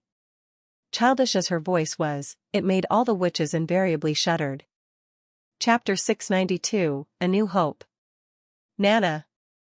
Wendy said, giving her a reproving look. I'm not kidding. Besides joining the amputated limbs, His Majesty also told me to do a lot of experiments, like exchanging the wings of roosters and gray eagles to see if the rooster could fly. And exchanging the limbs of frogs and mice, the bodies of cows and lambs, the little girl said, counting on her fingers. The 4 witches all gasped out upon these words. Number 76 was full of interest in her words, however. Fully studying the mysteries of an ability, rather than fearing and avoiding it. This was apparently the style of the Quest Society members. No wonder this king is willing to accept the witches. Judging from this point, at least he isn't stubborn and conservative. What happened then? She could not help asking. Most of the experiments failed at first, but since His Majesty told Lily to join the trial, the success rate has been raised a lot. It's a pity that the limbs basically lost their functions after I joined them, so I have to exchange them back again, Nana paused for a moment and continued to say, I forgot to mention, these are heterogeneous connections. If I exchange the limbs of the same species, there will be nearly no difference after treatment. So if you have 2 legs, Ahem, please don't mind her. Wendy covered the little girl's mouth and said, about the legs, we'll find a solution. It may take some time, but Hero will stand up one day. You can rest assured. Everyone looked at each other, not knowing how to respond for a moment. Anyway, let's treat your friend's wound first. Wendy patted Nana's head embarrassed and said, hurry up. Number 76 pretended to be expectant and scared, looking at the girl coming to her and pressing her hands on her broken legs. The ring on her chest became hot again. She suddenly realized that she had a troublesome problem. What expression should I wear when I'm treated? Number 76 did not know how it felt when the crushed bones and joints were being healed by magic power. Is it painful or soothing? Or should I feel nothing? Should I cry out aloud or bite my teeth to moan? She was still thinking of how to respond, when the little girl had already withdrawn her hands and said, your legs are fine now. Next, I'll heal your arms. She tried to lift the broken legs and found that she was able to move them now. In a moment, the twisted elbows also returned to normal state. Your mental condition is really good, said Nana with a curious look at her. Most people will fall asleep once they have been healed, and you're the first one even without a yawn. The heart of number 76 suddenly sank. She pretended to be terrified and replied, I just. However, sleeping is only a natural reaction of the body, and immediate waking up won't have any damage. Don't worry. The little girl interrupted, if you haven't moved for a long time, you'll feel awkward in the first days. You'll soon get used to it. Is that true? Thank you. Fortunately, the blonde witch who had checked their identity was not present. Number 76 secretly glanced at Wendy and found that she was talking with Hero rather than paying attention to her. She was slightly relieved. Are you really healed? Amy asked with concern. Number 76 lifted her originally broken right hand and waved to her. It has been cured. Miss Nana has a really incredible ability. Seeing that, the worries in the eyes of other witches gradually faded away. Amy bit her teeth and made up her mind.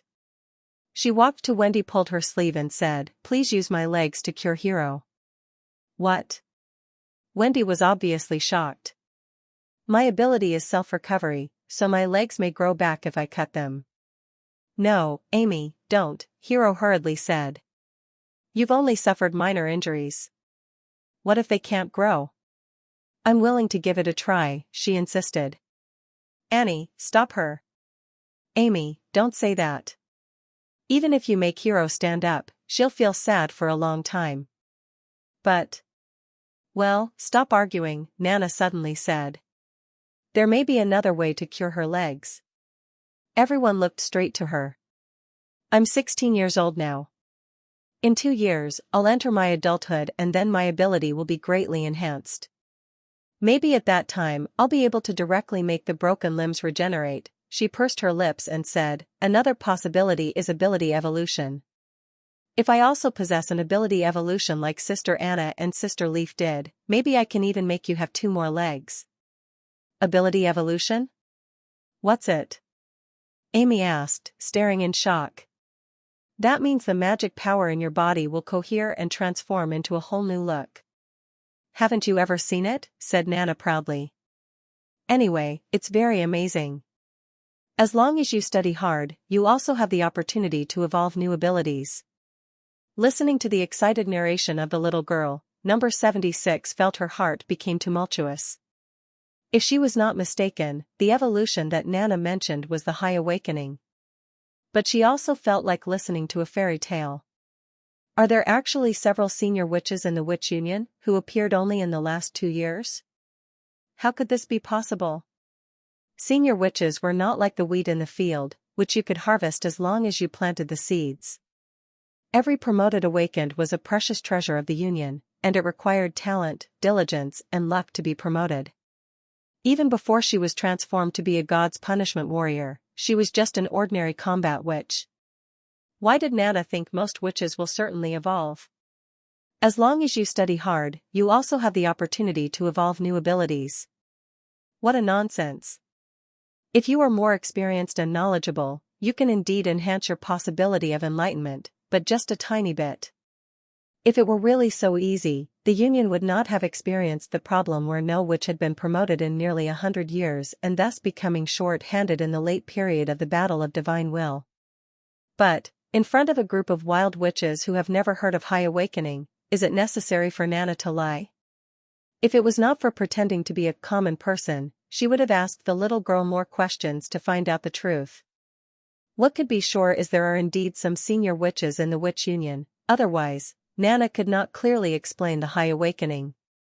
But the number of senior witches should be exaggerated by her. Or maybe the high ranks of the Union are very powerful and have little contact with the new witches. So this little girl who is just awakened mistook them as promoted persons. With this in mind, number 76 felt so heartened. Maybe she really had the opportunity to find the chosen one in Neverwinter? Chapter 693, The Ideal Place. Dinner was served by a servant. Before the servant opened the covers, Annie had already smelled the mouth-watering aroma. In the iron box, there was a pile of thick bread which was baked golden.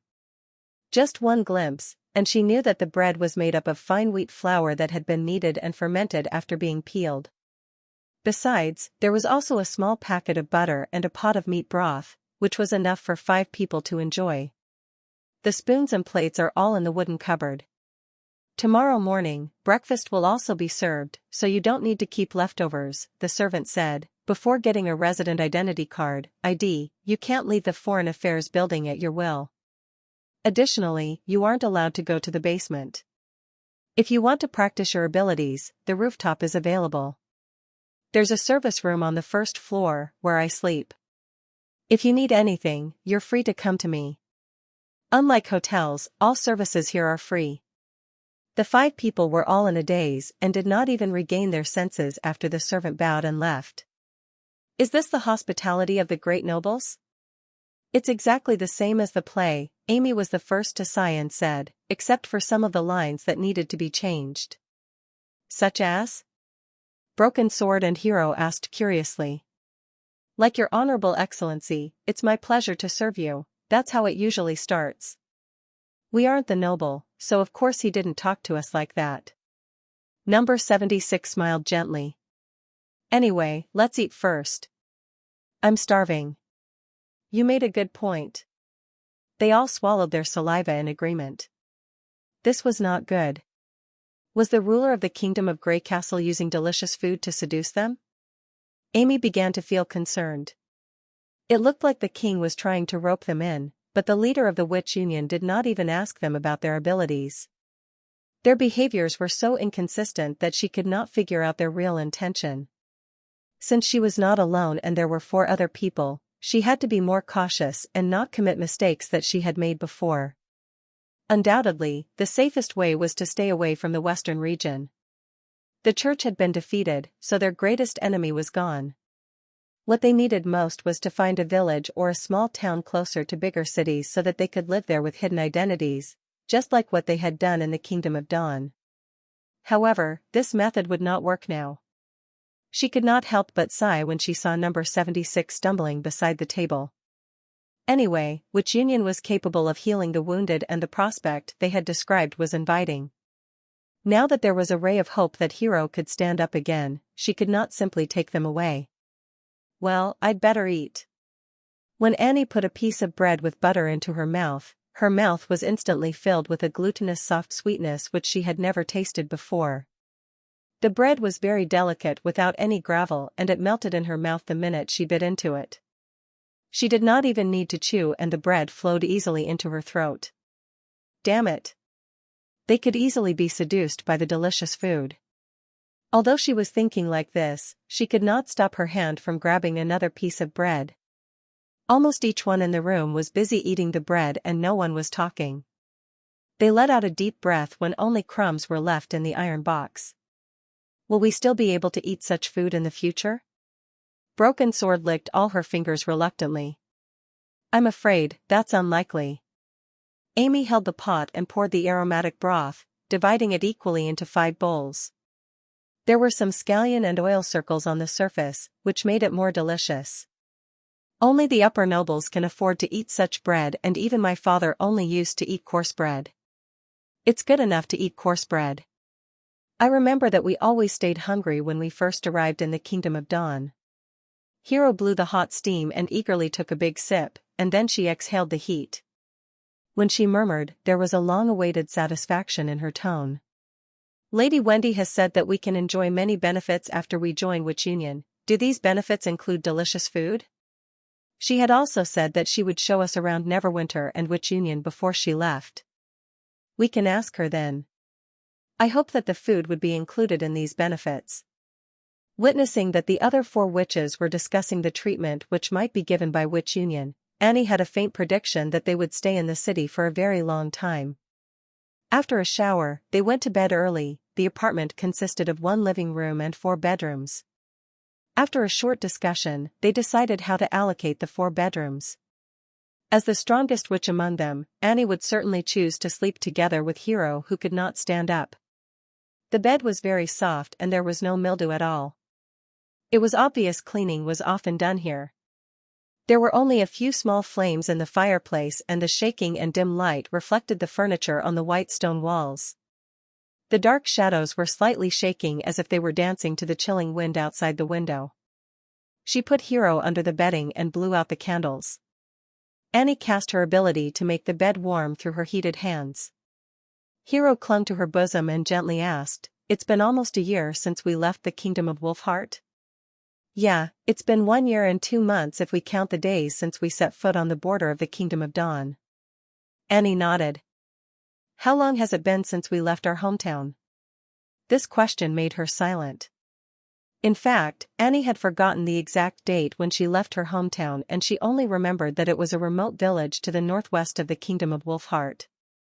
Since her identity as a witch was exposed, she had to continuously escape toward the east and traveled almost half of the entire Kingdom of Wolfheart. She only settled down in the suburbs of the King's City after Bloodfang Association betrayed her. It was the same for Broken Sword and Hero. They were forced to leave their homes and escape due to different reasons. They suffered a lot on the road, and only when they met Annie in Wolfheart did they all escape together as a group. "It has been almost 5 years since I left my hometown," Hero said in a lowered tone. "In the 5 years, I've never settled down in order to avoid being captured by the church.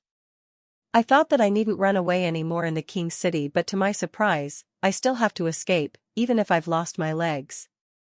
Annie could not help hugging her even more tightly. "Lady Wendy has said that this is the home of the witches. Can we really settle down here?" Hero's voice was on and off, like the faint sound of winds outside the windows. It sounded like she was asking Annie, and yet it also sounded like she was murmuring, "I don't want to escape any longer." Annie's eyes started to well up. "Don't worry. We'll have a house of our own and you'll regain the use of your legs. You can go anywhere you want to for leisure instead of running away." "Really?" Hero paused for a long time and asked, "If only I were born in the Kingdom of Grey Castle." In the end, Annie could not even hear her voice. When Annie opened her mouth and was about to say something, she heard even breathing sounds. The girl in her bosom had fallen asleep. Chapter 694, Beams of Light. After Roland fell asleep, Nightingale entered the mist and quietly left the castle. Her destination was the Foreign Affairs building. Even at night, when the land was cloaked in darkness, in the misty world, she could still see everything clearly in black and white. Taking advantage of distorted outlines, she could jump several meters in one leap. With merely a few steps, she passed through the courtyard wall around the building. Roland had called this way of moving flash. He described it as a masterstroke to move with super speed, which required no buffering time. She liked the name Flash the first time she heard it. Just as it implied, such a movement was as quick as a flash of lightning and as quiet as a shadow. She could come out and disappear anywhere in a sudden, making it hard for anyone to predict her movements. She liked such a description but did not quite understand what the buffering time meant. But she did not mind it, as she had already got used to this old talking habit of his. It was not a rare thing for her to hear some strange words from him. After getting out of the castle district, Nightingale did not follow the ramp that she often took to descend the hill, but directly leaped high above the hillside and walked in the air. She followed the lines that appeared in the air, and after several strides, she landed straight on the top floor of the Foreign Affairs building. The building was located in the area between the castle district and uptown, a 4-story structure as high as the upland where the castle stood. It was the second concrete building after the witch house. Initially, it had been built to detain some important prisoners, such as the family of Duke Ryan, who had been kept in the dungeon. As far as Nightingale could see, Roland treated them with much more respect than what they deserved. Although they were given the titles of prisoners, this new place was much better than the previous dungeon, and they were also offered the chance to walk outside to relieve themselves.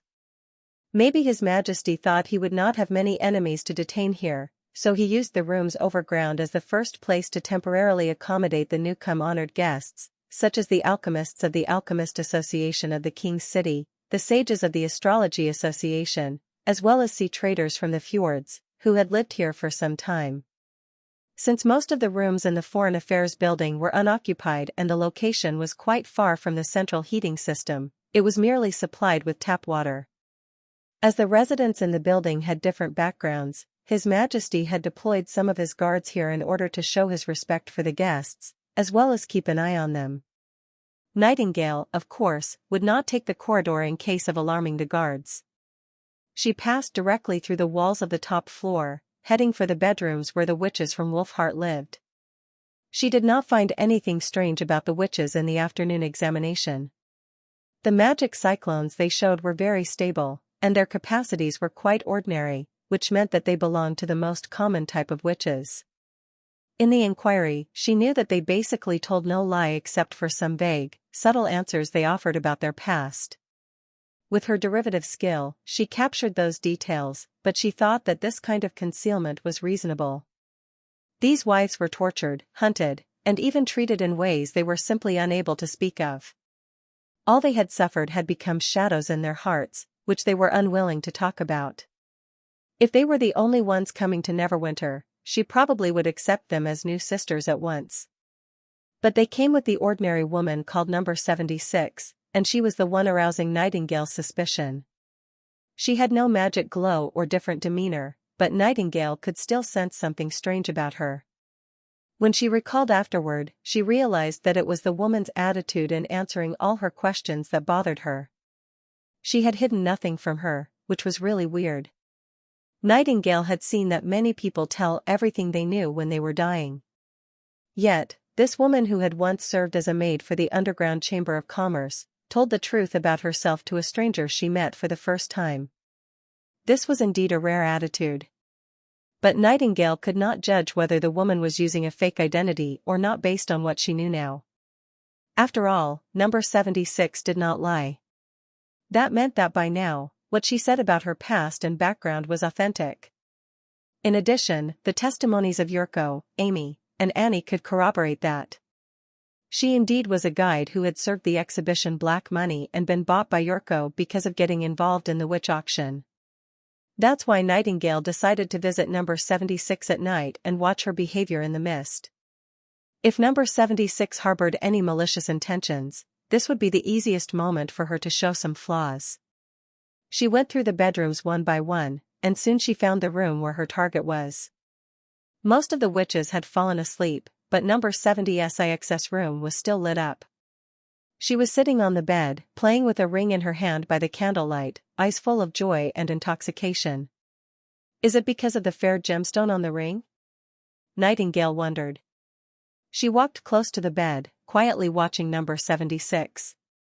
But she saw nothing suspicious about her behavior. All she did was play with the ring, like a lucky woman who was too excited about harboring a treasure to sleep. The ring was glittering with a faint magic glow, but it was not a rare thing for a guide in the exhibition, which often auctioned relics of unknown origin, to have such a magic stone. 1 hour later, she was tired and sleepy, drowsily dropping her arms and closing her eyes. At this moment, Nightingale gently sighed. She thought, it seems that I'm overscrupulous. After giving Number 76 one last glance, Nightingale reached out her hand to extinguish the candle and turned to pass through the wall, entering the howling snowstorm. The heat of colorful magic stone subsided, showing that the one who used magic power had left the bedroom. Number 76 slightly let out a sigh of relief. Even if they had gained infinite life by the way of soul transfer, it did not mean that they could stay awake overnight. When she disconnected her soul from her body, she could rest far more efficiently than taking an ordinary sleep. In this way, it would only take her 2 or 4 hours to rest every day to fully recover herself. Given that, she went to bed much later than the witches. But she had never expected something incredible to happen because of this habit. Number 76 opened her eyes, looking at the empty bedside where the visitor had stood. Through the magic stone on the ring, she had seen a bright beam of orange light there just now. It had been as thick as an adult's trunk, directly rising up to the ceiling. Number 76 had been surprised to find that this key had surpassed the remaining senior witch of Tequila, Pasha, and was on par with that of the 3 chiefs of the Union. Although she had not been able to see the visitor, she knew that her ability must be very complicated, rather than a simple invisibility skill. She wondered if the visitor was Anna or Leaf mentioned by Nana.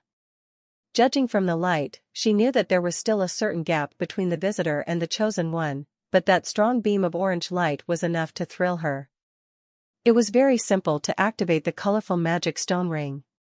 As long as someone nearby was performing some magic, the magic stone on the ring would absorb a small part of the surging magic power and indicate the complexity of the magic skill through the beam of light she could observe through magic stone. The thicker and stronger the beam was, the more complicated the key was. Number 76 became increasingly excited as she thought of it. She simply walked out of the room and went to the top of the building. The snowstorm was blowing against her face, but she was not able to feel cold at all.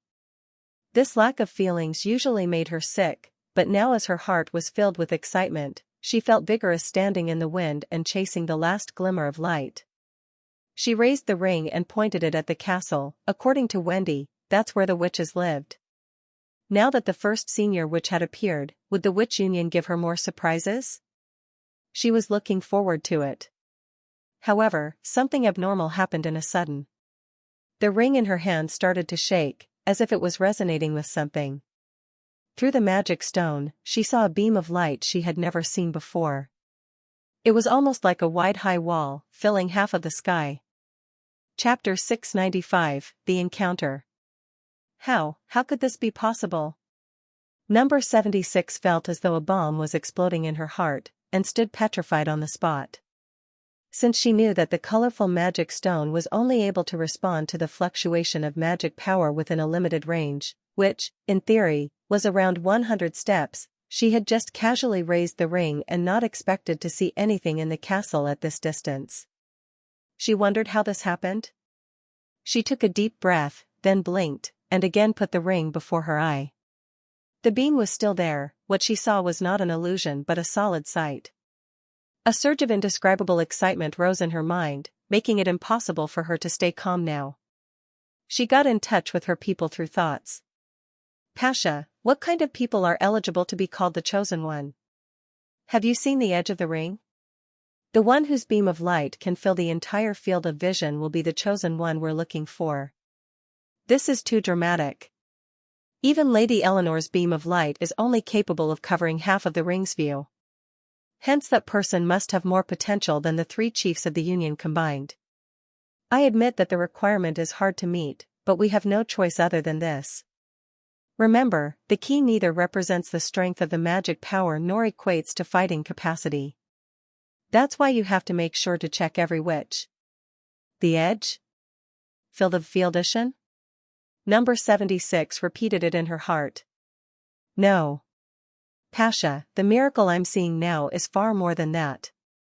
Even seeing through the ring which had been put closest to her eye, number 76 could not see the entire beam. The width of the beam extended beyond her sight so that only by moving the ring horizontally she was able to see the vast panorama of the huge light wall. Deities finally smile at human beings. Lady Natalia, you're right. I found the Chosen One here. When Roland entered the bathroom, yawning, he saw that Zero was washing up before the sink. Where's the toothpaste? Here. The little girl slightly stood aside and handed him a tube of toothpaste that had almost run out. Thanks. Roland took a glass of water and stuffed the wet toothbrush into his mouth. Looking at himself and Zero, a tall person and a short person, in the mirror, crowding before the narrow sink and making synchronous elbow movements to brush their teeth, he suddenly felt that this scene was hilarious. Zero spat out the foam in her mouth and shot Roland a glance. What are you sneering at? You're such a shorty. Roland returned with his nasal voice. Then he felt a kick in his calf. Remember to shave, or you'll look old, she said as she swept back her white hair and began to tie a ponytail. Don't shame me today. It was only a parents' meeting. He sighed and rinsed his toothbrush clean. I'm not your true family. There's no need for an agent to be so formal. Given that his wardrobe was filled with cheap clothes, he would be thankful to find something that would make him look virtuous, not to mention a formal suit. By the way, I think you look better with hair hanging down, Roland smacked and said, but if you insist, I suggest the twin-tail that'll suit you more. None of your business. Zero retorted. Then he was pushed out of the bathroom. It seems that her temper has worsened after summer. Do I indulge her too much? Roland pondered. As the times he came in and went out of the dream world increased, Roland had mastered the trick of how to enter the dream world. In other words, it depended on him. If he had not intended to enter it, the strange dream world would not appear, and he just slept through the night without any other dreams. Thus, he could easily control the passing of time in the dream world. Over 2 months, apart from further explorations of the holy city of Hermes, Roland had spent the rest of his time in various libraries searching for some half-remembered books he had read long ago. In addition, he found that the peculiar power flowing in his body also worked in the memory fragment. For that reason, his venture to the snowfield turned out to be much smoother than he had imagined. With the purchased climbing ropes and drilling machine, he could reach deep into the cave under the cathedral, where the pivotal secret temple was located, and do an investigation. Although Roland did not find the prayer room that Isabella had mentioned, materials recording the secret history and the research on magic stone were really mind-blowing to him. But he failed to enter the old holy city by passing through the secret passage in the pivotal secret area because when he was halfway in the passage, he saw that the road ahead just disappeared, leaving nothing but endless darkness and scarlet lightning, as if the void had consumed the other end. It seemed that when Zero was defeated, her will to resist was still very strong and that only a small area, New Holy City, was saved in the memory fragment. Roland's deposit was accumulated rapidly by selling the armor that he had moved out from the Holy City. Finally, he bought an air conditioner and installed it in the living room, as well as a bigger refrigerator to replace the old and small one, significantly improving his living conditions in the department. Of course, there were still some troubles. He had not expected that some people had taken some photos of him when he had been running incredibly fast on the street to save Zero. Those photos were not only posted on the internet but also reported by the local news channel. But fortunately, since no one clearly captured his look and he also discarded his clothes right after the accident, Zero did not suspect him. As a result, the topic of who this martialist-like man was and why he would wear such a casual suit of vest and shorts had gone viral on the internet for some time. And about this, Roland had to say, "Ahem, my apology for being too poor to buy some decent clothes." Now that he did not have to worry about his livelihood, he naturally turned his attention to his neighbors in this building. He wondered if there were similar doors that opened into the memory fragments hidden in these people's rooms. Apart from cheating, the simplest way to knock open their doors was to pay them. "I'm ready, Uncle." "Let's go," Zero said as she finished dressing and walked to him with a bag on her back. Today was September 12th, the first day of the new term. The attendance of every student's parent was mandatory. Roland was impressed by Zero's new look.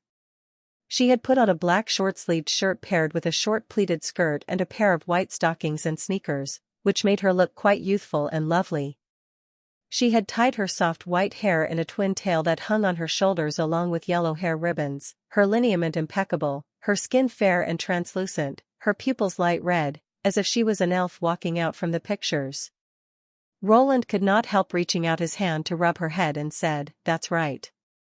I just happen to want to tie my hair like this, it's not because of what you said." "Yeah, I know. It's true." "I didn't say it's not true. Why do I think you're lying to me?" "That's because you think too much," he said, pretending to be serious while holding back the laugh in his heart. "Let's go, or we'll miss the early bus." All Roland needed to do in the parents' meeting was sitting in the back of the classroom and listening to the children reporting their goals and guarantees in the new term. Students at this age were not accustomed to lying and would work harder to meet the goals they had promised in front of their parents. Roland had thought that it would be a peaceful morning, but he did not expect that the dream world would be so unpredictable. "Why is it you again?" A crisp female voice rang in his ears. He turned his head and found that it was Garcia who was sitting beside him. Chapter 696, Victory of the Wise. Garcia wore a low-key outfit. She had on a plaid shirt and a pair of jeans paired with a pair of sunglasses and a cap on her head, probably not to draw unwanted attention. But Roland's impression of his sister was very deep, so he could immediately tell from her voice who she was, even if her face was veiled tightly. Roland glanced at the note on the arm of the chair to make sure that he did not take the wrong seat before he asked, "Why can't it be me?"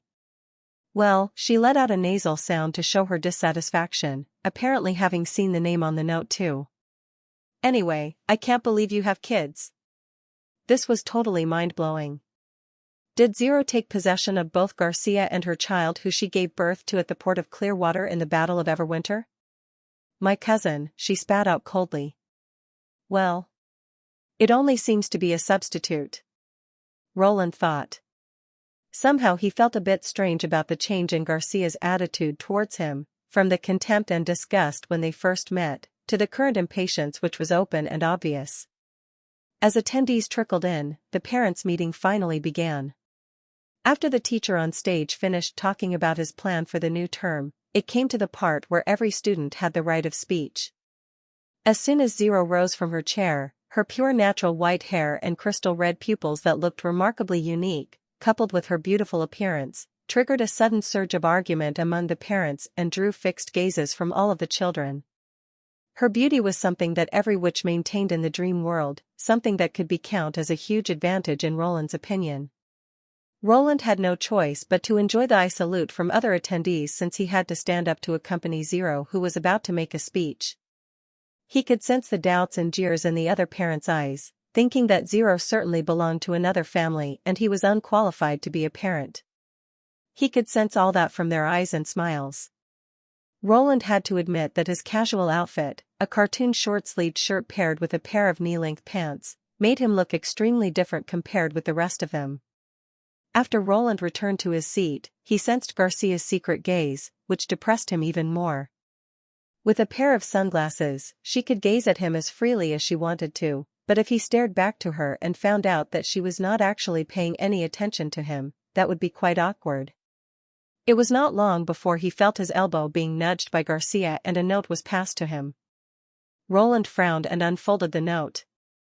Her handwriting displayed such a sharpness and sternness that even someone who could not appreciate calligraphy could feel the power behind it. As Roland read the note, his heart thudded slightly. "You're the mysterious martialist who pelted in the street the other day, right?" Hell, how did she know that? Roland cursed in his heart. Roland could not help but turn to look at Garcia, unexpectedly finding that she was still writing something. Soon came the second note. "Don't deny it. Martialists have a very acute sense of judging body figures and a sharp memory to capture the details of the movements.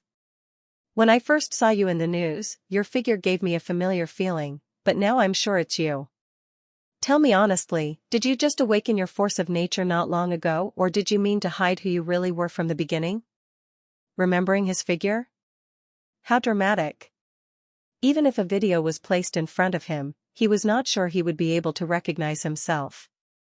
Anyway, Garcia could not go so far as to ask every man in her eyes that had a similar figure. That meant that she must be, in a sense, extremely observant in order to connect the mysterious martialist with him. Is this why she changed her attitude? Roland hesitated for a moment, and then as soon as he raised his hand, a pen was given to him. He had intended to deny it, to argue about how absurd it was, but an idea suddenly hit him as his pen touched the paper. To be honest, his interest in the martialist was as much as that of any onlooker. He did not even have the slightest intention of picking up the gauntlet. In the dream world, he could be regarded as half of a creator god, so winning a fight was no big deal, yet losing would be undoubtedly humiliating. Moreover, in 9 cases out of 10, according to what he saw on TV, he would most likely lose without any formal training. Actually, compared to collecting materials and exploring the memory fragments, the studying of the force of nature was not a top priority, yet he found out that he might as well take this encounter as a nice breakthrough. It would obviously be good if he could take this opportunity to improve the relationship between him and Garcia. He could use it to get the chance to visit her in her apartment. Following his mind, Roland wrote down the answer on the back of the note, his handwriting crooked. What is force of nature? I don't quite understand what you mean. Even kids know that. Why are you acting like a fool? After tossing back the note, she also took off her sunglasses and cast a stern glance at Roland out of the corners of her eyes. So the force of nature is the reason why my strength grew suddenly? The force of nature can do more than that. Haven't you paid any attention to the propaganda of the Martialist Association? I am neither interested in fighting nor concerned with what you said. Besides participating in the competitions, being a martialist also comes with the responsibility to preserve urban order and ensure social security. What is that? It's complicated. We'd better find a place to discuss more details. Excellent, Roland applauded himself for his own intelligence in his heart. Things seemed to be moving in the exact direction he had hoped. Really? But I have to go to the company this afternoon. What about visiting you in the evening? Roland got everything under his control. He thought if he promised Garcia now, they would probably find a cafe or a small restaurant nearby to have a talk, but if he made up some excuses to delay the talk until evening, she would find it hard to refuse his visit her home. After all, room 0825 and 0827 were so close that made it much more reasonable to have the talk in her home at a time that was between dinner and midnight. As Roland expected, Garcia hesitated for a while and then nodded. The students and parents took turns to speak on the stage. When it was Garcia's cousin's turn to stand up and make a speech, the murmuring of the audience burst out again. But this time they focused on his social class and background rather than his school performance and his appearance. Is he the little lord of the Clover Association? He didn't come with his parents. How could famous entrepreneurs like them have time to attend this meeting? Does this lady also belong to the Clover Association? It should be. Apparently, she specially dressed up to avoid unwanted attention. It would be nice if I could accost her. Stop daydreaming. How would a lady like her ever talk to you? The Clover Association? What the hell is that? Roland rolled his eyes. Sounds like an extraordinarily big company, but in that case, how could a relative of the owner of the association live in this shabby tube-shaped apartment? Moreover, Roland noticed a little strange expression on Garcia's face. Although her eyes were hidden under the sunglasses, her clenched fists and sinking mouth gave up her emotions. Roland had a feeling that there was more to it, but he did not think more about it. Tonight, he would have the chance to check whether his assumption was correct. Chapter 697, Meeting Garcia at Night. After finishing his dinner and waiting for Zero to return to her room to do her homework, Roland arrived at the doorstep of apartment 0827 as promised. The door creaked open after he knocked on it a few times. Garcia, still wearing that ice-cold expression of hers, said, "Come on in." After entering, Roland found that the decoration of her apartment was much more luxurious than his. The flooring was changed into real wood. There was a shoe shelf by the entrance, and a crystal chandelier hung from the ceiling. Even the walls were painted over with fine white paint. It was definitely not the original cheap paint that covered the walls of this tube-shaped apartment building before. I don't have extra slippers. You can wear mine for now. She pointed to a pair of slippers decorated with furry rabbit ears in the bottom layer of the shoe shelf. I love wearing large slippers, so they shouldn't be too small for you. Roland put the slippers on. They were not small, but they were winter slippers. He felt hot the moment he put them on. He could not stand the pair of furry rabbit ears and could hardly imagine what Garcia looked like when she wore these cute slippers. She seemed so standoffish. How can such a pair of slippers match her dry personality? He walked to the sofa and sat on it. By the way, could I have some water? Dinner was a little salty. Garcia frowned and gave him a look. Only cold water. Cold water is fine. When she turned around to fetch water from the kitchen, Roland held his head up and looked around the room. All the apartments in this building had identical layouts. Every two adjacent apartments were symmetrical. Based on the layout of his own apartment, he was certain that this corridor facing the entrance must lead to the storage. As he expected, he saw a similar room at the end of the corridor, but Garcia had redecorated it. She even changed the door into a louvered sliding door.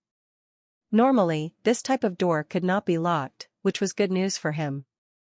But he was still worried that she might have also dismantled the iron door and refurbished the outer walls when decorating.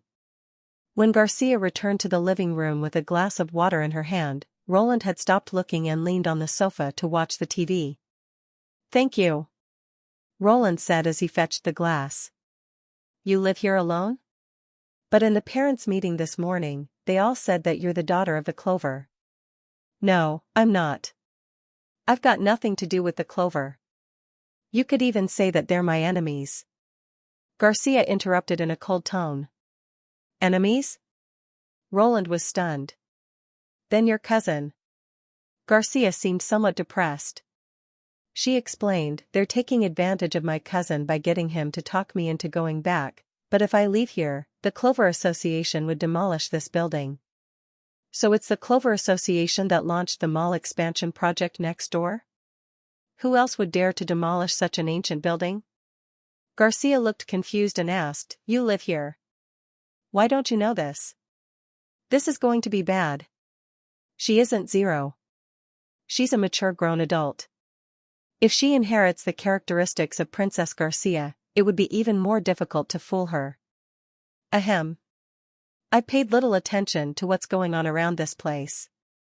Plus, I've lost my job earlier and haven't stepped out of my apartment for almost 6 months." Roland shifted the topic in a hurry. "You've told me that a martialist has some other jobs besides participating in contests?" "Yes. For a martialist, to participate in a contest is just equivalent to training. The most important mission of us is to fight against erosion from the outside world instead of winning prizes and publicizing the martial arts to the audience." "What erosion?" He was stunned and asked.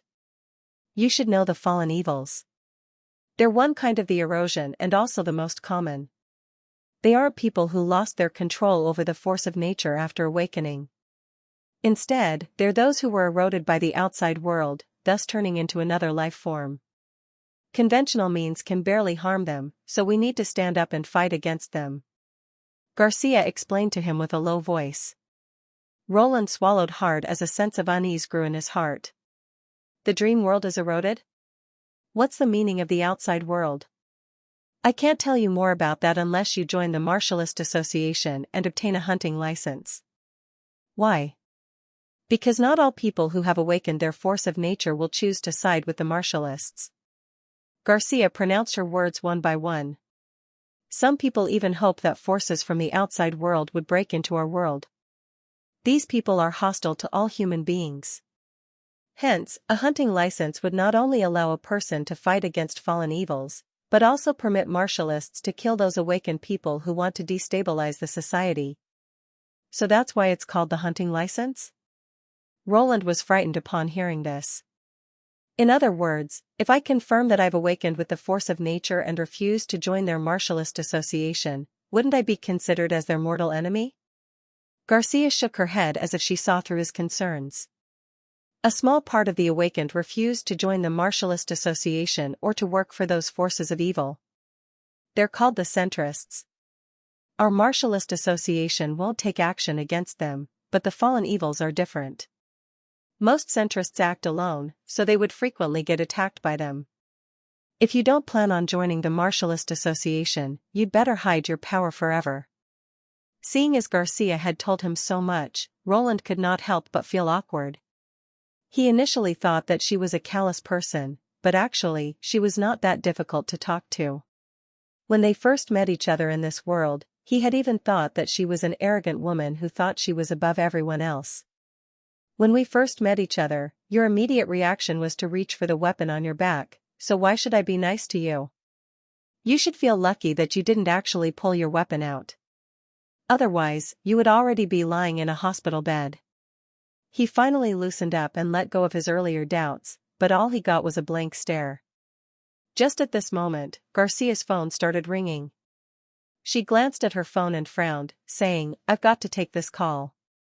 After saying that, she took the phone into her bedroom and closed the door behind her. Apparently, she did not want Roland to overhear her phone call. This is a once-in-a-lifetime opportunity, Roland thought. He stood up right away and took off the slippers fashioned with furry rabbit ears. He then quickly walked to the end of the corridor with bare feet. Through the gaps in the louvered door, he was able to get a glimpse of what was inside. Garcia had redecorated it into a walk-in closet where there were various types of female clothing, including some female underwear. However, nothing could stop him from exploring the truth of this world. He pushed the louvered door without hesitation, and while smelling the fragrance of those female clothes, he walked into the closet. After walking through layers of clothing, he found a dark turquoise gate at the far end of the closet. He noticed that it was unlocked and its handle was covered with a thick layer of dust which stood out of place among the clean surroundings. Has Garcia never entered this gate of memory? But this was not the time to think about this. Roland took a deep breath and lightly turned the handle. The smell of seawater immediately filled his nose, and the sound of waves lapping the beach came from afar. The deep blue sea slowly unfolded in front of him like a vast curtain. Chapter 698, Nightingale's Suspicion. It was the morning of the next day when he woke up from the dream world. Roland excitedly swung his fists in the bed as he found out that his guess was right. Every household in the Apartment of Souls has a gate leading to a memory fragment, just like his, and the world behind each gate was a place on which the loser living in the room had once placed their biggest hope. Given that, Princess Garcia must have left her last memory in the port of Clearwater, the location of her lifetime's work and the starting point to compete to be the new ruler of Grey Castle. Due to the fact that Garcia could have hung up the phone at any time, Roland had not entered the gate to further explore its inside world. After all, he had been in an embarrassing position and it would not have been a pleasant experience if the Martialist had considered him an underwear thief. Before leaving her room, he had tactfully asked her about the memory portal by complaining about the useless iron door in his own room, but her response was quite cold, even boring. It meant that either she was telling a lie or she still did not notice the weird iron gate. If the latter was true, it deserved to be thought through. Perhaps, except for him, all of the people in the Apartment of Souls had no access to those sealed memories and he might be the only one that could see and open the memory portal. It was simple to prove this thought. Next time he would ask Zero to clean up the lumber room, and at that time, he would know the answer. Anyway, it would be an exciting discovery. Since the demon swallowed by Zero held the key, it was not necessary for him to explore each household thoroughly. The demons had become the residents of the Apartment of Souls.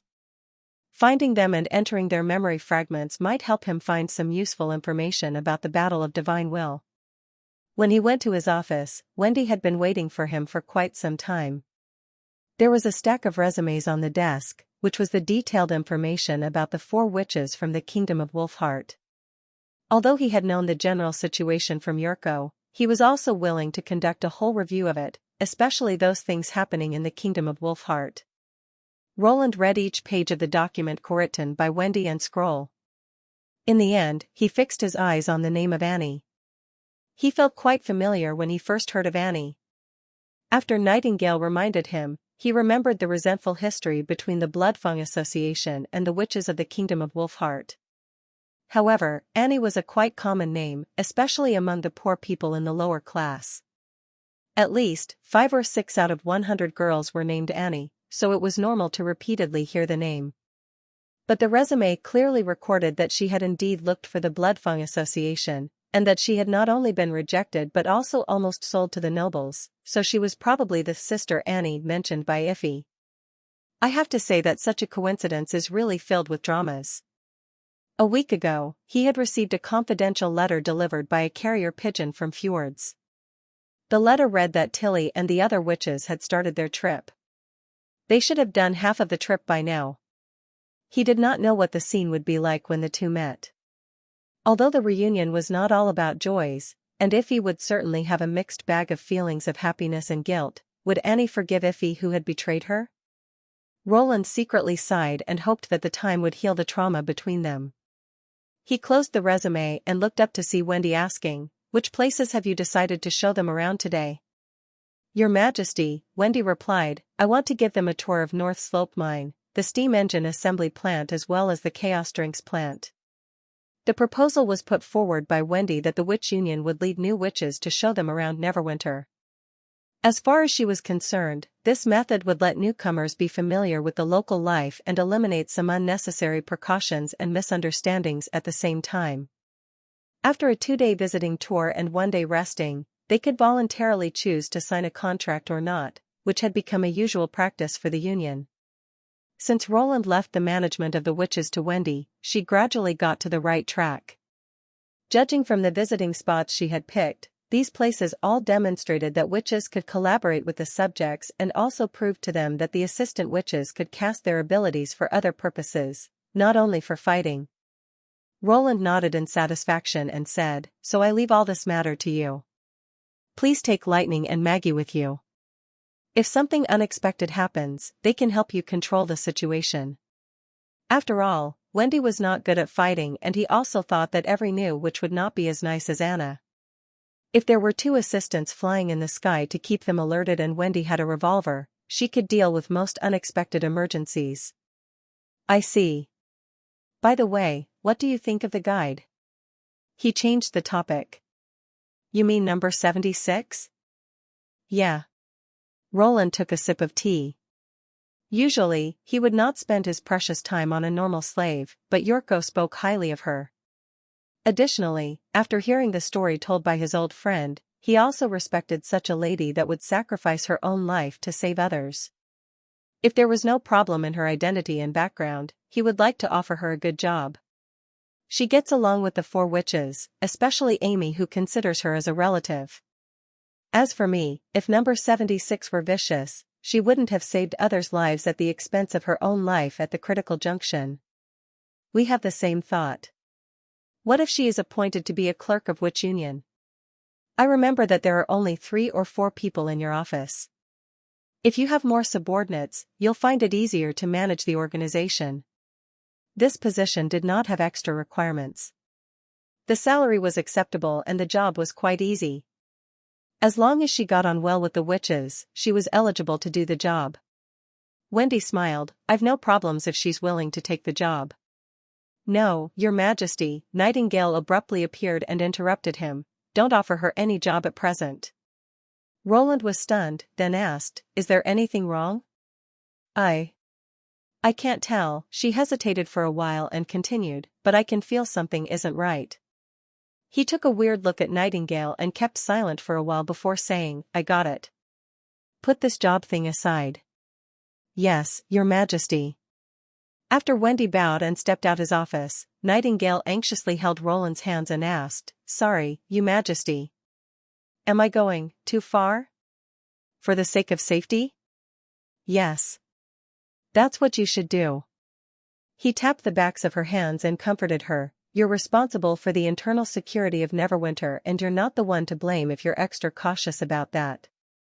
But no records in your documents suggest that something is wrong with her. What on earth is the problem?" Hearing that, Nightingale relaxed a bit. "Number 76 didn't lie and my ability can also prove it. But," she paused for a moment and spoke out her doubts. "I think that she doesn't behave like a normal slave when she's faced with strangers, so it would be safer, if I'm given more time, to observe her." Chapter 699, An Unappeasable Mood.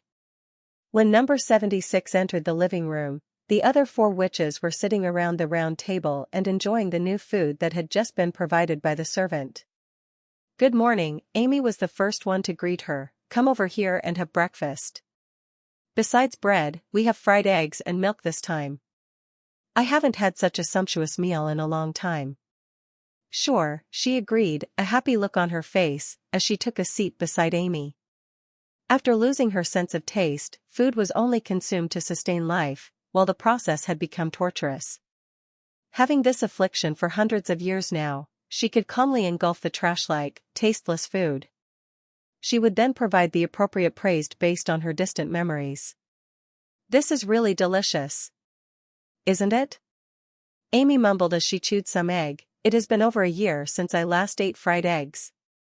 "Don't complain, at least you ate it a year ago." Broken Sword objected. "I haven't eaten fried eggs in almost 10 years. Ahem, Annie cleared her throat and said, "There is someone who has never eaten a fried egg." "Who?" The 3 echoed, all in a daze. "Me." Annie pointed to herself before continuing, "When I was in my village, my neighbor raised a flock of old hens.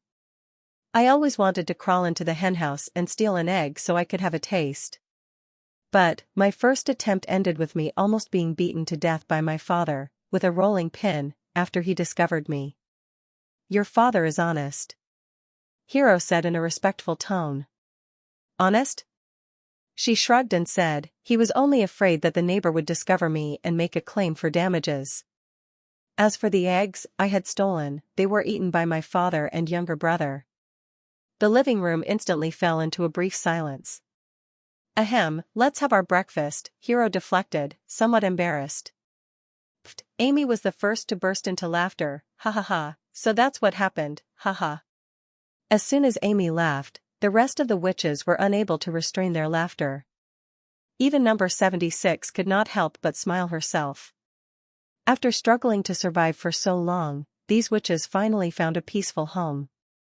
From here, she felt like she could see the epitome of tequila in its heyday. No, it was not the epitome any longer.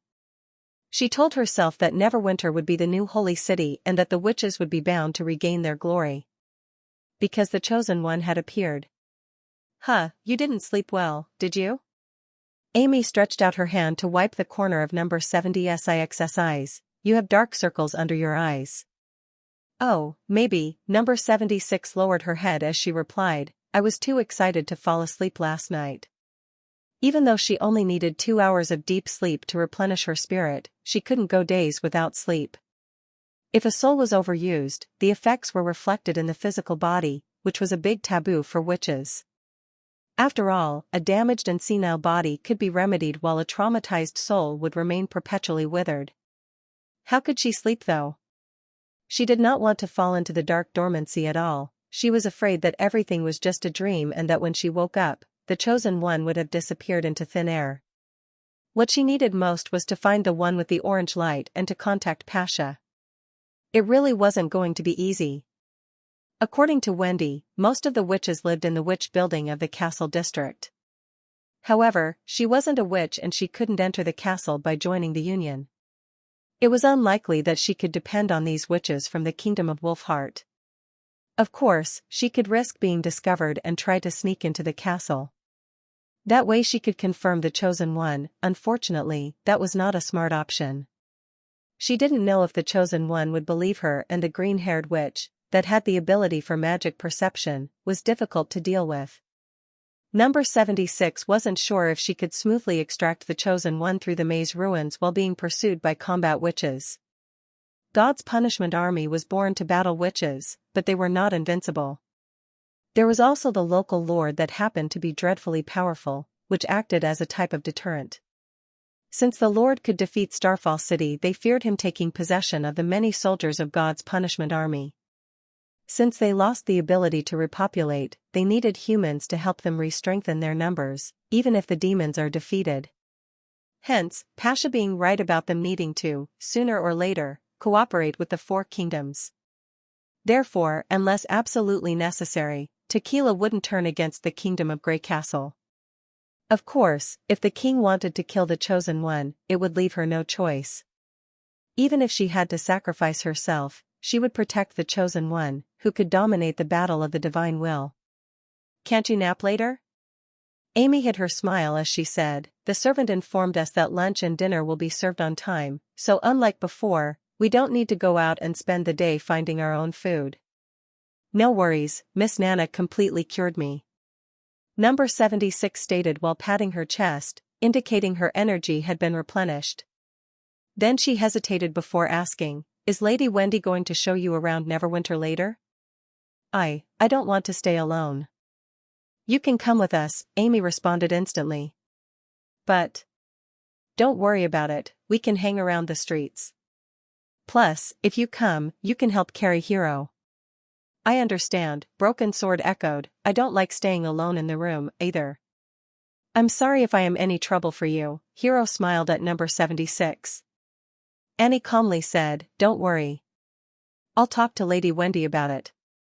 "Thank you," number 76 bowed deeply, lowering her head. She had to admit that she had some affections for this younger generation. Even though they weren't considered a combat witches, the survivors of the Union had gradually started to change their minds. After 400 years, with the constantly shifting fortunes from prosperity to poverty and their hopeless lives in the deep cave, their moods were finally starting to shift. However, they did not have to take turns carrying Hero as they had expected. Wendy brought a delicate wheelchair. "You can push the wheels to drive it back and forth. If you rotate the wheels you can change directions." She personally demonstrated this as she explained, Anna and Soraya worked together overnight to forge this wheelchair.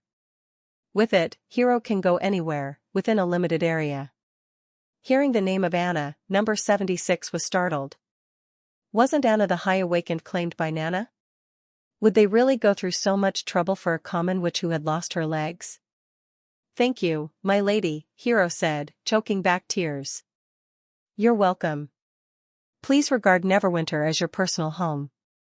Wendy said gently, "As I've mentioned, all the witches here are your sisters."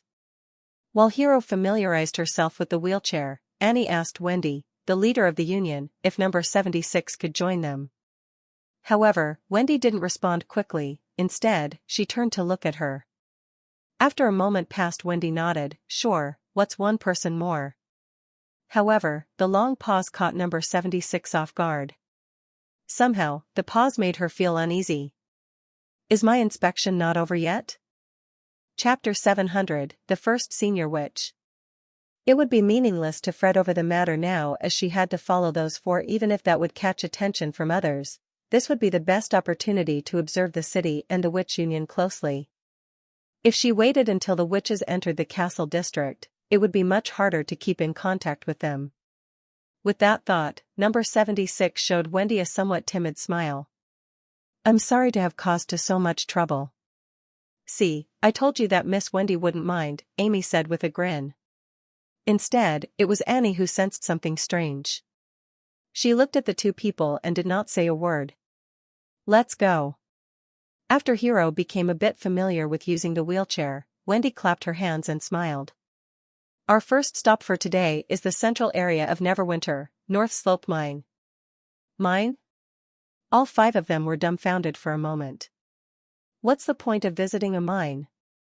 That was the first thought came to number 76's mind. She could bet that the rest of the group were having similar thoughts. In both Tequila and the Kingdom of Dawn, labors such as mining were all distributed to slaves or prisoners. The working environment in the mine was extremely hazardous. It was common to have deaths and injuries for heavy labors like mining and transporting. Only the valueless ones would be left in the mines to perish. Perhaps Wendy's purpose is to exhort newcomers like us to behave ourselves by showing us the consequences of disobedience? Number 76 guessed. However, there were no hints of threat in Wendy's tone.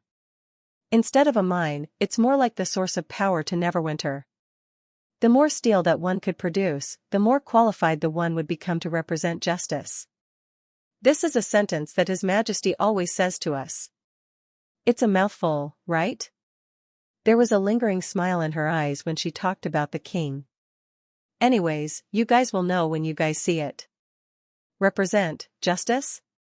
Number 76 pondered this phrase several times in her mind and still failed to figure out the relation between steel and justice. When they walked out of the Foreign Affairs building, the snow on the street had been cleaned.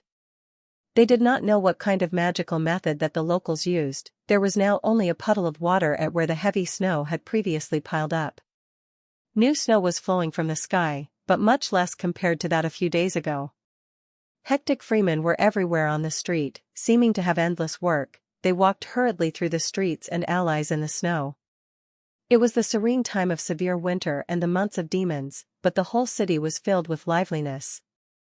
The five-colored stone heated up again. She looked around and soon found her target. There were two people above her head. No, it was a human and a bird, presumably coming to keep an eye on them. The witch union had impressed number 76 furthermore this time.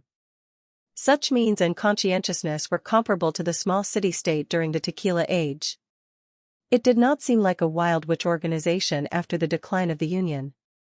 Besides, she also confirmed that her judgment was accurate. With the clairvoyant power of the green-haired witch, plus the tracking of the flying witch, it would be impossible for her to escape from this place after having exposed her identity. Since we've got some time on the way to the mine, let me simply introduce the identity of the witch along with some knowledge regarding witch's power. The red-haired witch led the group to the north and said, since the awakening stage, witches are facing the trouble of the magic power bites. The church used to call it the demonic torture. However, it's actually a natural reaction due to the continual growth of magic power. You guys must have already known this point by now. Annie calmly nodded and said, yes, otherwise it would be difficult to survive through adulthood. Amy raised her hand and added, I heard about it from Broken Sword. Broken Sword said with a little embarrassment, I used my powers quite frequently at the time when I wandered in the wilderness. I was just randomly guessing though. Wendy exclaimed with a sigh.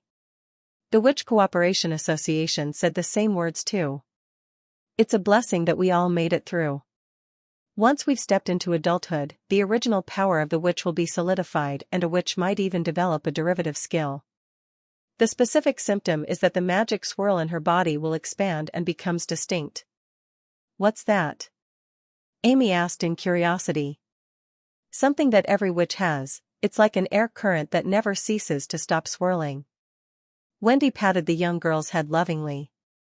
Only a few witches are able to observe them. It's the exact form of the magic power, the specifics of its form determine the type of magic power. Is that so? Amy asked in astonishment. Wendy smiled and said, wait until the day to test your magic power. These are all the items that need to be recorded. By that time, you'll know the look of the magic swirl inside your body. Number 76 could not help but frown, thinking, has this kind of knowledge about the survival of witches become a secret? What did Starfall City do? The more witches survive, the more ingredients they'll have to establish the gods' punishment army. Why did they block information like this? Or perhaps, in these 400 years, the witches of Starfall City deviated from the will of Lady Alice? Wendy continued to explain, however, the day of adulthood isn't the end of a witch's magical power. Besides the consolidation of power, there's even the evolution of power. There are no limits on the number of times a power can evolve. It'll not be confined to the original power either. As long as a witch continues to strengthen her understanding of herself and magic power, her ability will continue to evolve. Really? Amy exclaimed in excitement. Someone like me could evolve too? Of course. As long as you study hard. With these words, Wendy took out a thin silver plate with a red crystal embedded in it and said, come to me, I want to introduce a new sister to you all. Number 76 could not believe what she saw. That's the sigil of listening? Her pupils contracted all of a sudden. How can a wild witch organization own the heritage of the holy city of Tequila? No, they would have such a chance. They might find a couple of remaining sigils of listening from the scattered ruins of the kingdom. This equipment was usually distributed to blessed warriors. I remember, the Quest Society never made such crude sigils of listening. Yes, it looks like an incomplete sigil. Like a temporary test target made by some unknown witch. As soon as the red-haired witch finished her sentence, the silhouette in the sky rushed down and perched on her head. It turned out to be a lovely blonde girl and a fat white pigeon which number 76 thought must be the girl's pet. The group still stood agape as they were shocked by the speaking crystal. "Hello, everyone." The young girl showed a bright smile. "My name is Lightning, the greatest adventurer of Neverwinter." "I'm Maggie." "Cuckoo," Pigeon said and spread its wings. "Gosh, the bird is talking." Amy widened her eyes. "They're witches," Annie said calmly. "The power is most likely related to changing the body shape." "You guessed right." Wendy stretched her arm to allow the pigeon to rest on it. "She's a sister of ours that went through the evolution of power." "So it's not a pet," number 76 blanked out for a moment. "Wait, what did she say? That pigeon called Maggie is a senior witch?" She stared at the pigeon.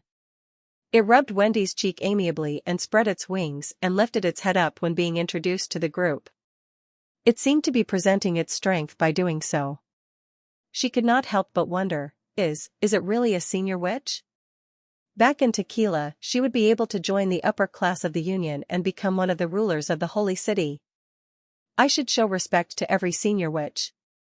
It's an unbreakable rule of the Union, but..." Number 76 felt something cracked in her heart.